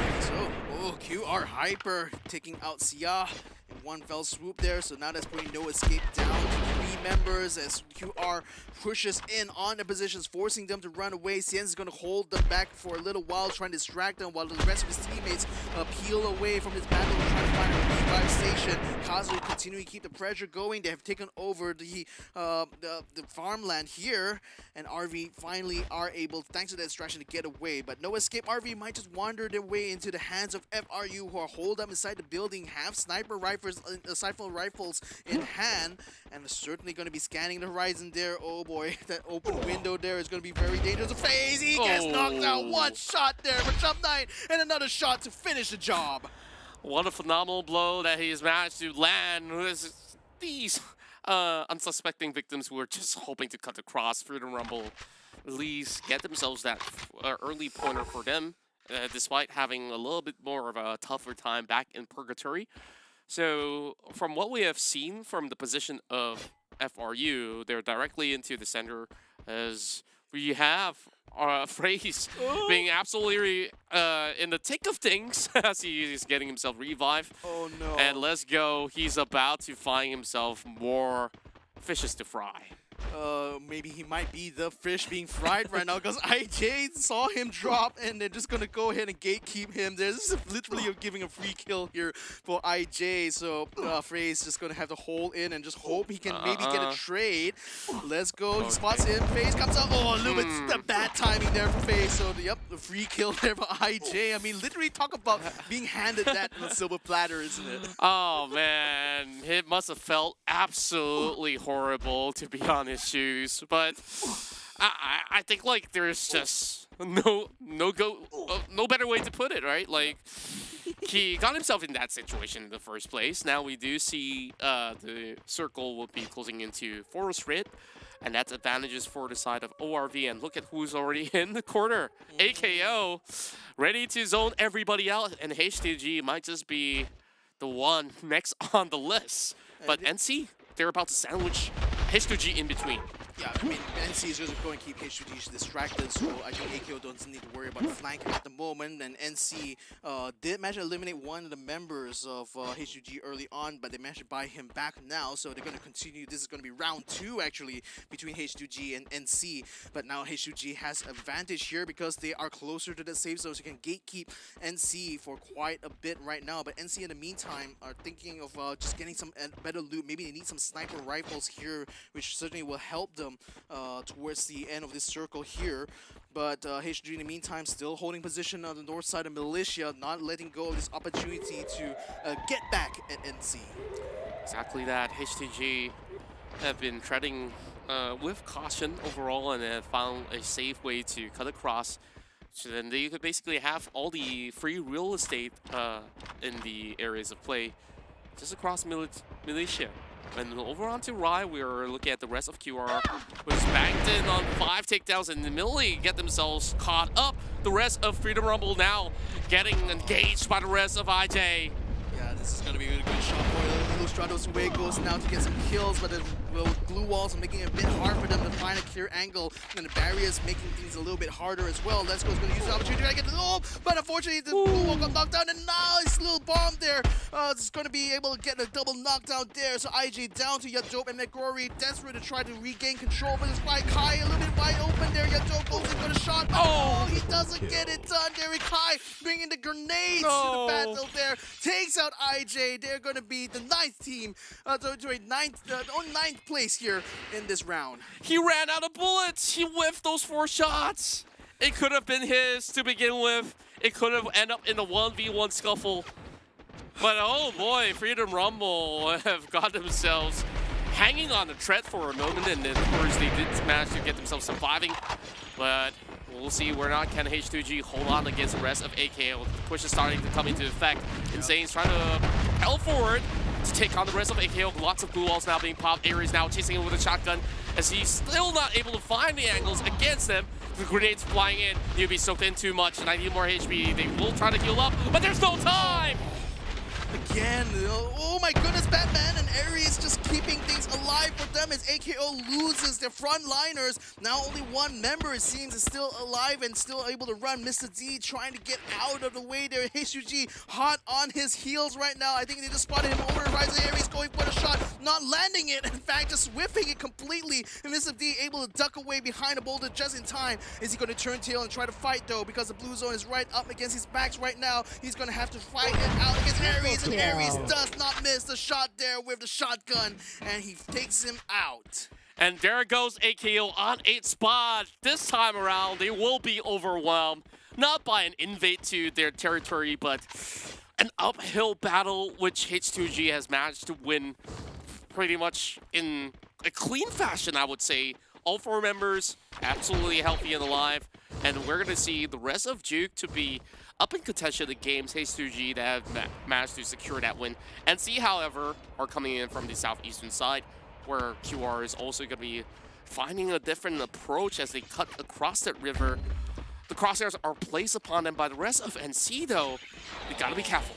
There's not a lot of cover as well. I mean, they can have burn blue walls, and NC is just going to try to gatekeep them, but then not really gatekeeping them. Just trying to find an engagement. Yazi gets knocked down instead, though. From where?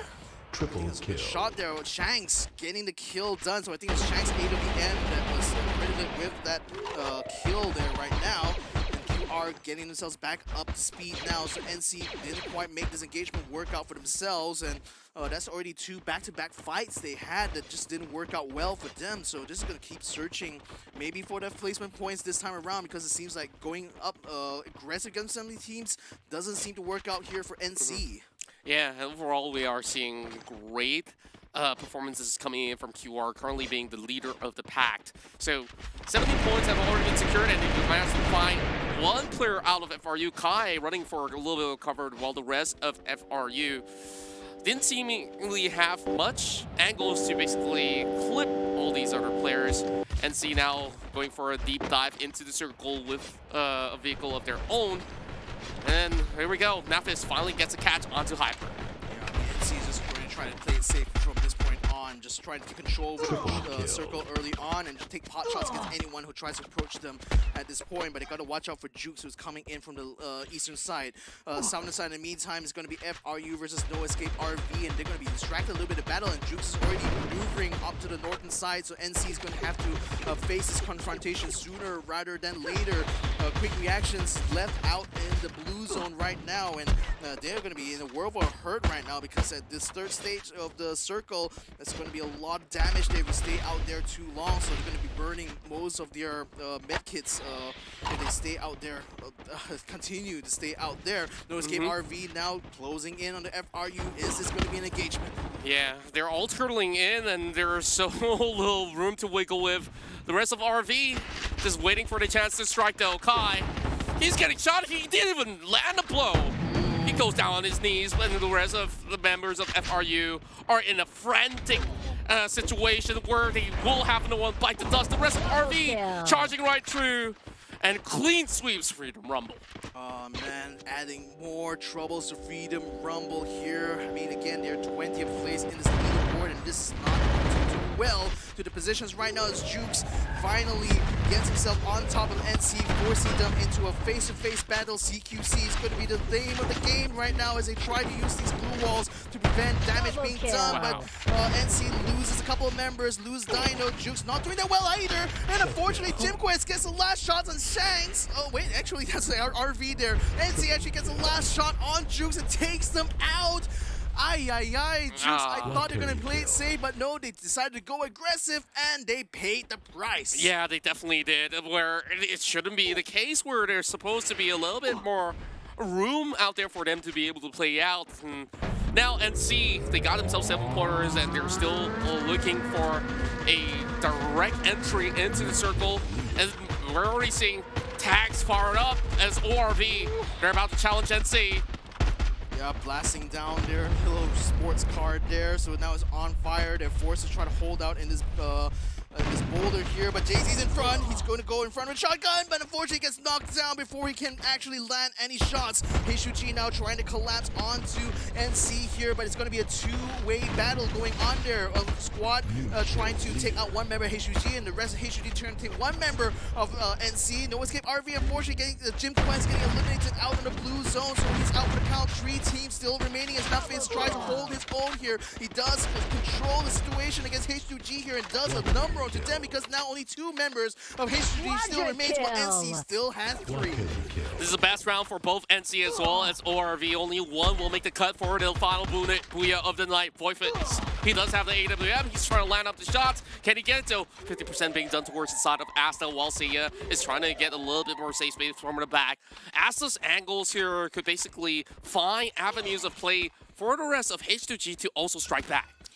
Not too sure if Tyrants has also had a booyah before. NC and H2G definitely don't have booyahs themselves, so this could be a booyah leader, booyah taker in this final round with these 3 teams remaining. A Buster comes out there, doesn't quite phase Yazid as all as he ducks underneath the platform here. Insanes is still up on top, trying to use this high ground here to get pot shots against ORV Tyrants, who are down there trying to burn out their blue walls. Twist actually taking a lot of damage there, potentially going to get knocked down. Seiya still tries to maneuver, gets his way to the boulder just in time, but Asta is keeping him suppressed there from on top of the border. But now the circle is closing in. Now we're on the final stage of these battles here. Is HUD going to be able to hold on as NC continues to siege them down from below? Asta, he's got those angles against H2G, but he couldn't really find ways to push over. But he finds more players out of the side of ORV, and his goal wall's about to crack. More being put right into place, and there's so little more that's being left on the table. They will be blasted out. It's down to ORV to see if they can take out H2G from the high heels. Yep, and finally, with the last member not Fizz getting taken out, NC is out. There's only 2 teams left. ORV Tyrants are hard to get. Both of them haven't gotten the booyahs yet, so this is prime opportunity for them to get some placement points in the bag. ORV Tyrants now moving ahead. The H2G forced to get down on the ground, and down on the ground goes Insane. So it's only one member H2G trying to dance around inside circle, but ORV looking a bit confused, wondering where's the target. He's nowhere to be found. Hard to get, gets taken out in the blue zone itself, and ORV Tyrants Tyrants takes the booyah by default.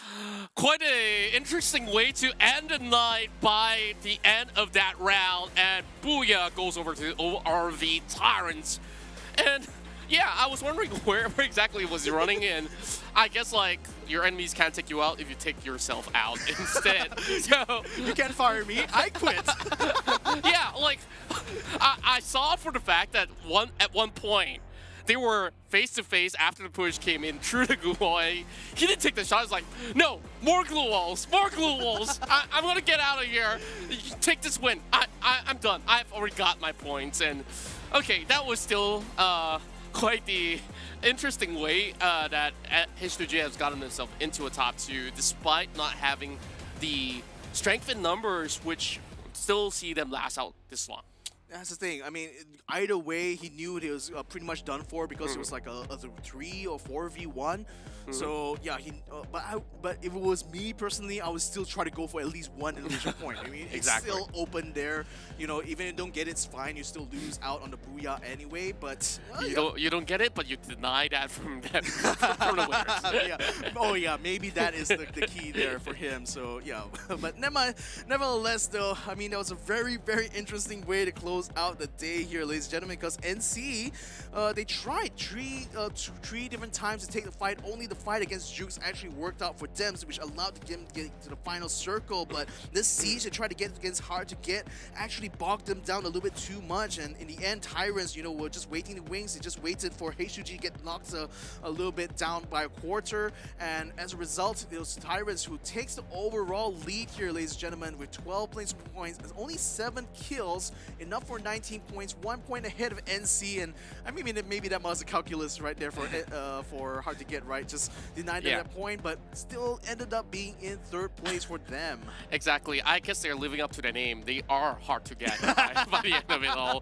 But NC, of course, shown a lot of great, incredible kills throughout the span of the round, while Quick Reactions got themselves 7 takedowns overall. I think like they've been able to get just about enough points, but to me, the biggest surprise here is that a few things have happened, like K9 Meta dropping into AKO. They only walk away with 2 pointers. And other than that, Tactical Intex and ORV X-Men, they walk out with 0 points. It's a little unfortunate. Illustrados, at the very least, along with Team Jerk, have gotten themselves 6 pointers apiece. Yeah, I mean, for those teams, you know, they had been showing better performances in the previous days. But nevertheless, though, I mean, for auto knockout, they can still be content anyway with that 7 points. I mean, they're so far in the lead anyway, right? Illustrados, where it goes, though. Yeah, I mean, if after that booyah, you thought they were going to be coming back into fold, doesn't seem to have worked out well. ORV Tyrants definitely played things so efficiently, though. Not a lot of damage done compared to some of the other teams here, and only 2 headshots, but nevertheless, still managed to get a lot of points out of this final round here. So I think still kudos to them for playing that round extremely right. Yeah, well done there, ladies and gentlemen. But yeah, I mean, that was a really fun, or rather interesting, that's a better way to put it, interesting way to end the day here, ladies and gentlemen. There with ORV Tyrants, Hard to Get, and NC fighting out for the final circle, and ORV Tyrants getting their first booyah of this competition. But yeah, I mean, at this stage right now, it's going to be a matter of where they're going to be standing on the overall leaderboard there. I mean, ORV, I don't quite remember where they are in the board. They might be on the 2nd page maybe, or maybe just at the bottom of that 1st page. But nevertheless, with taking the booyah and the haul of points there, should be able to help them in that climb. Exactly, and that definitely gives them a little bit of relief. So instead of wondering, let's take a look at the standings right now. Auto Knockout will be undisputed at the top of the table with 159 points, still 3 more kills before they get their triple-digit securance of kills. Meanwhile, Expand comes in 2nd place. Tactical Intex, though, is now stagnated onto 3rd place, not really moving all too much.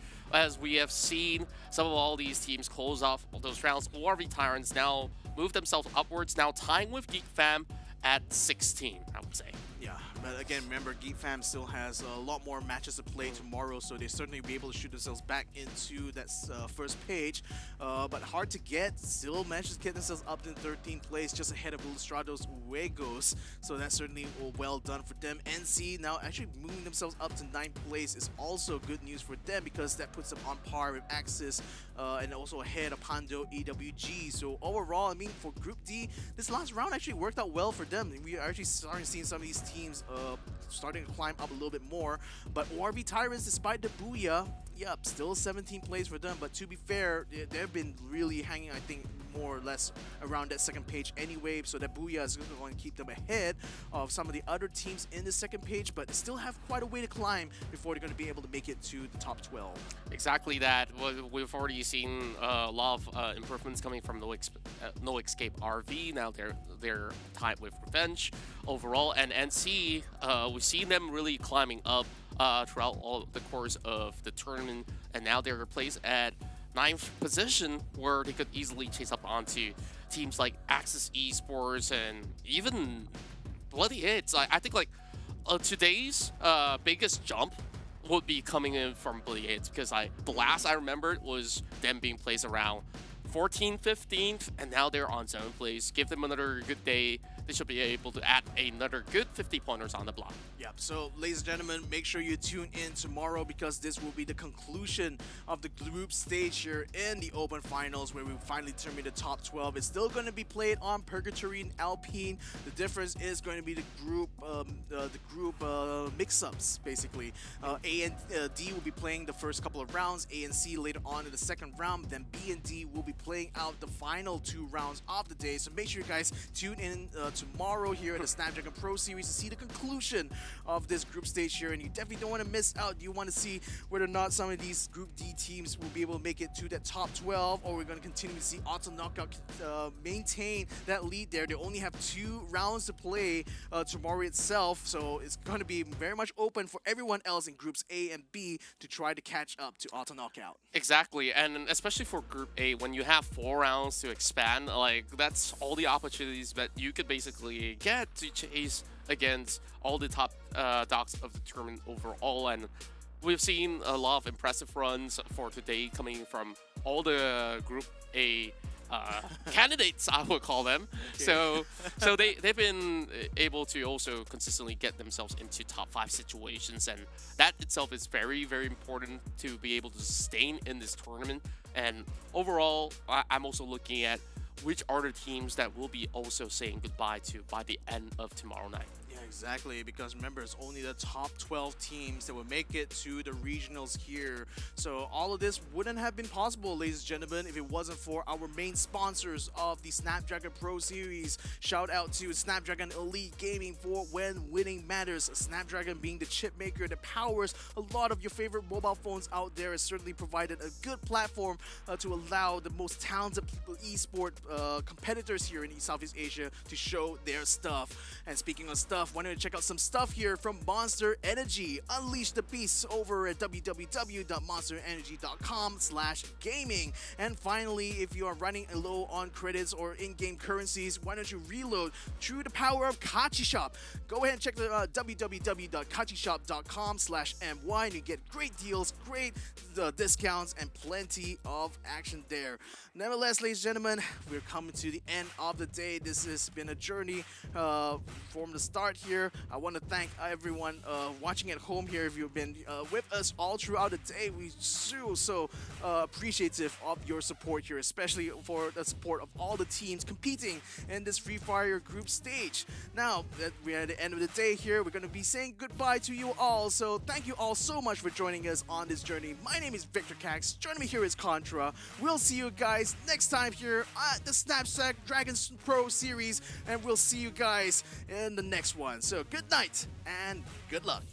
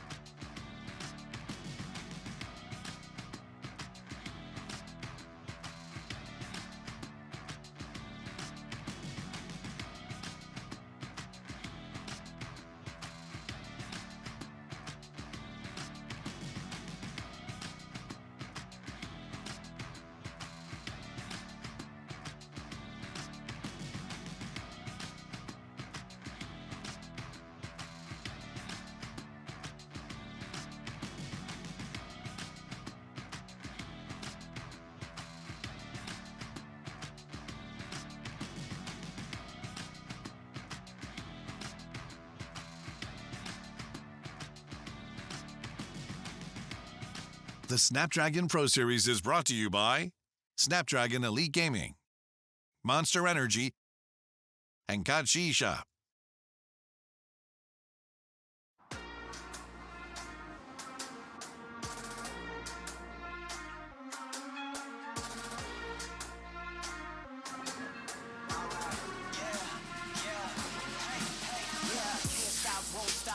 Till a player on top, know it. Rooftop, penthouse suite. If you really want it, gotta own it. Fly through it, we was at the lowest. Blood, sweat, tears, the components. Riding all year, now's the moment. We are not friends, we are opponents. Yeah, I'm coming for mine. Yeah, I'm making a play, the game on the line. Yeah, I've been on the grind. Yeah, I jump in the spot, I made it my time. Yeah, look in the sky. Yeah, the stars align, no shade to shine. Can't stop it already. Emotional work and devotion. We put in this time. Look. You won't stop my stride. I'll just break your line. I don't tolerate wasted time. You take us down, keep fighting.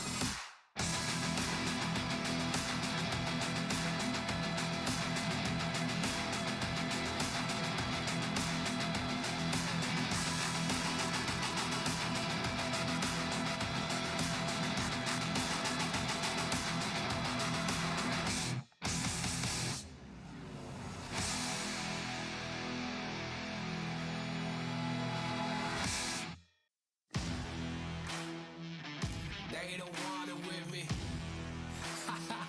You got a problem with me?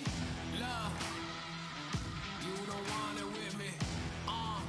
Man, you won't ever stop me. Who y'all really got a problem with? Who y'all really trying to solve it with?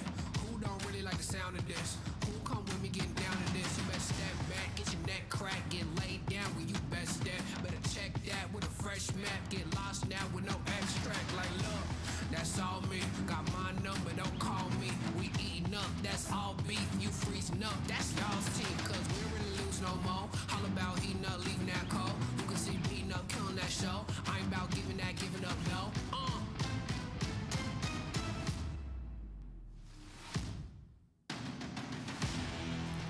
Nah, cause they don't want it with me. Look, you got a problem with me. Look, cause y'all don't want it with me. If you start a fire with me, then you never gonna stop me. Sound the alarm. We about to go on. You getting it wrong.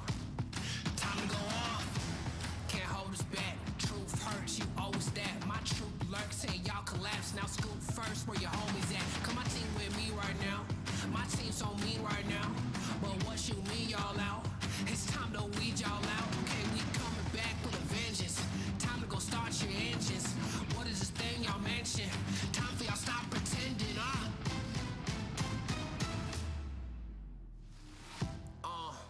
Nah, y'all can't do that. Where your crew at? Y'all can't do that. Nah, where your crew at? Love, man, cause now you alone. Yeah, get out of my zone. Man, cause now you alone. Love, get out of my zone. Nah, cause they don't want it with me. Love, you got a problem with me. Love, cause y'all don't want it with me. If you start a fire with me, then you're never gonna stop me. Nah, cause they don't want it with me. Love, you got a problem with me. Love, cause y'all don't want it with me. If you start a fire with me, then you're never gonna stop me.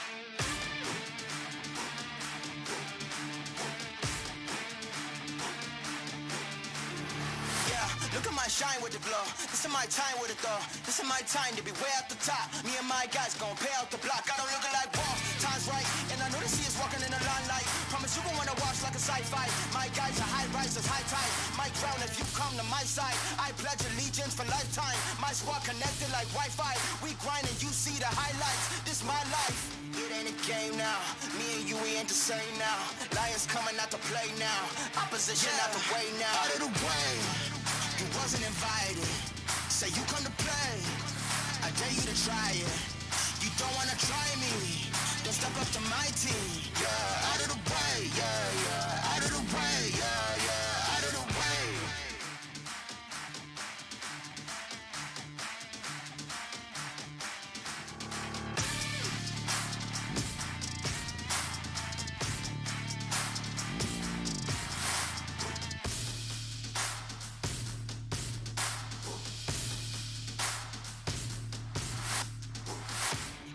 Game now, me and you, we ain't the same now. Lions coming out to play now. Opposition out the way now. Out of the way, you wasn't invited. Say you come to play. I dare you to try it. You don't wanna try me. Then step up to my team. Yeah, out of the way. Yeah,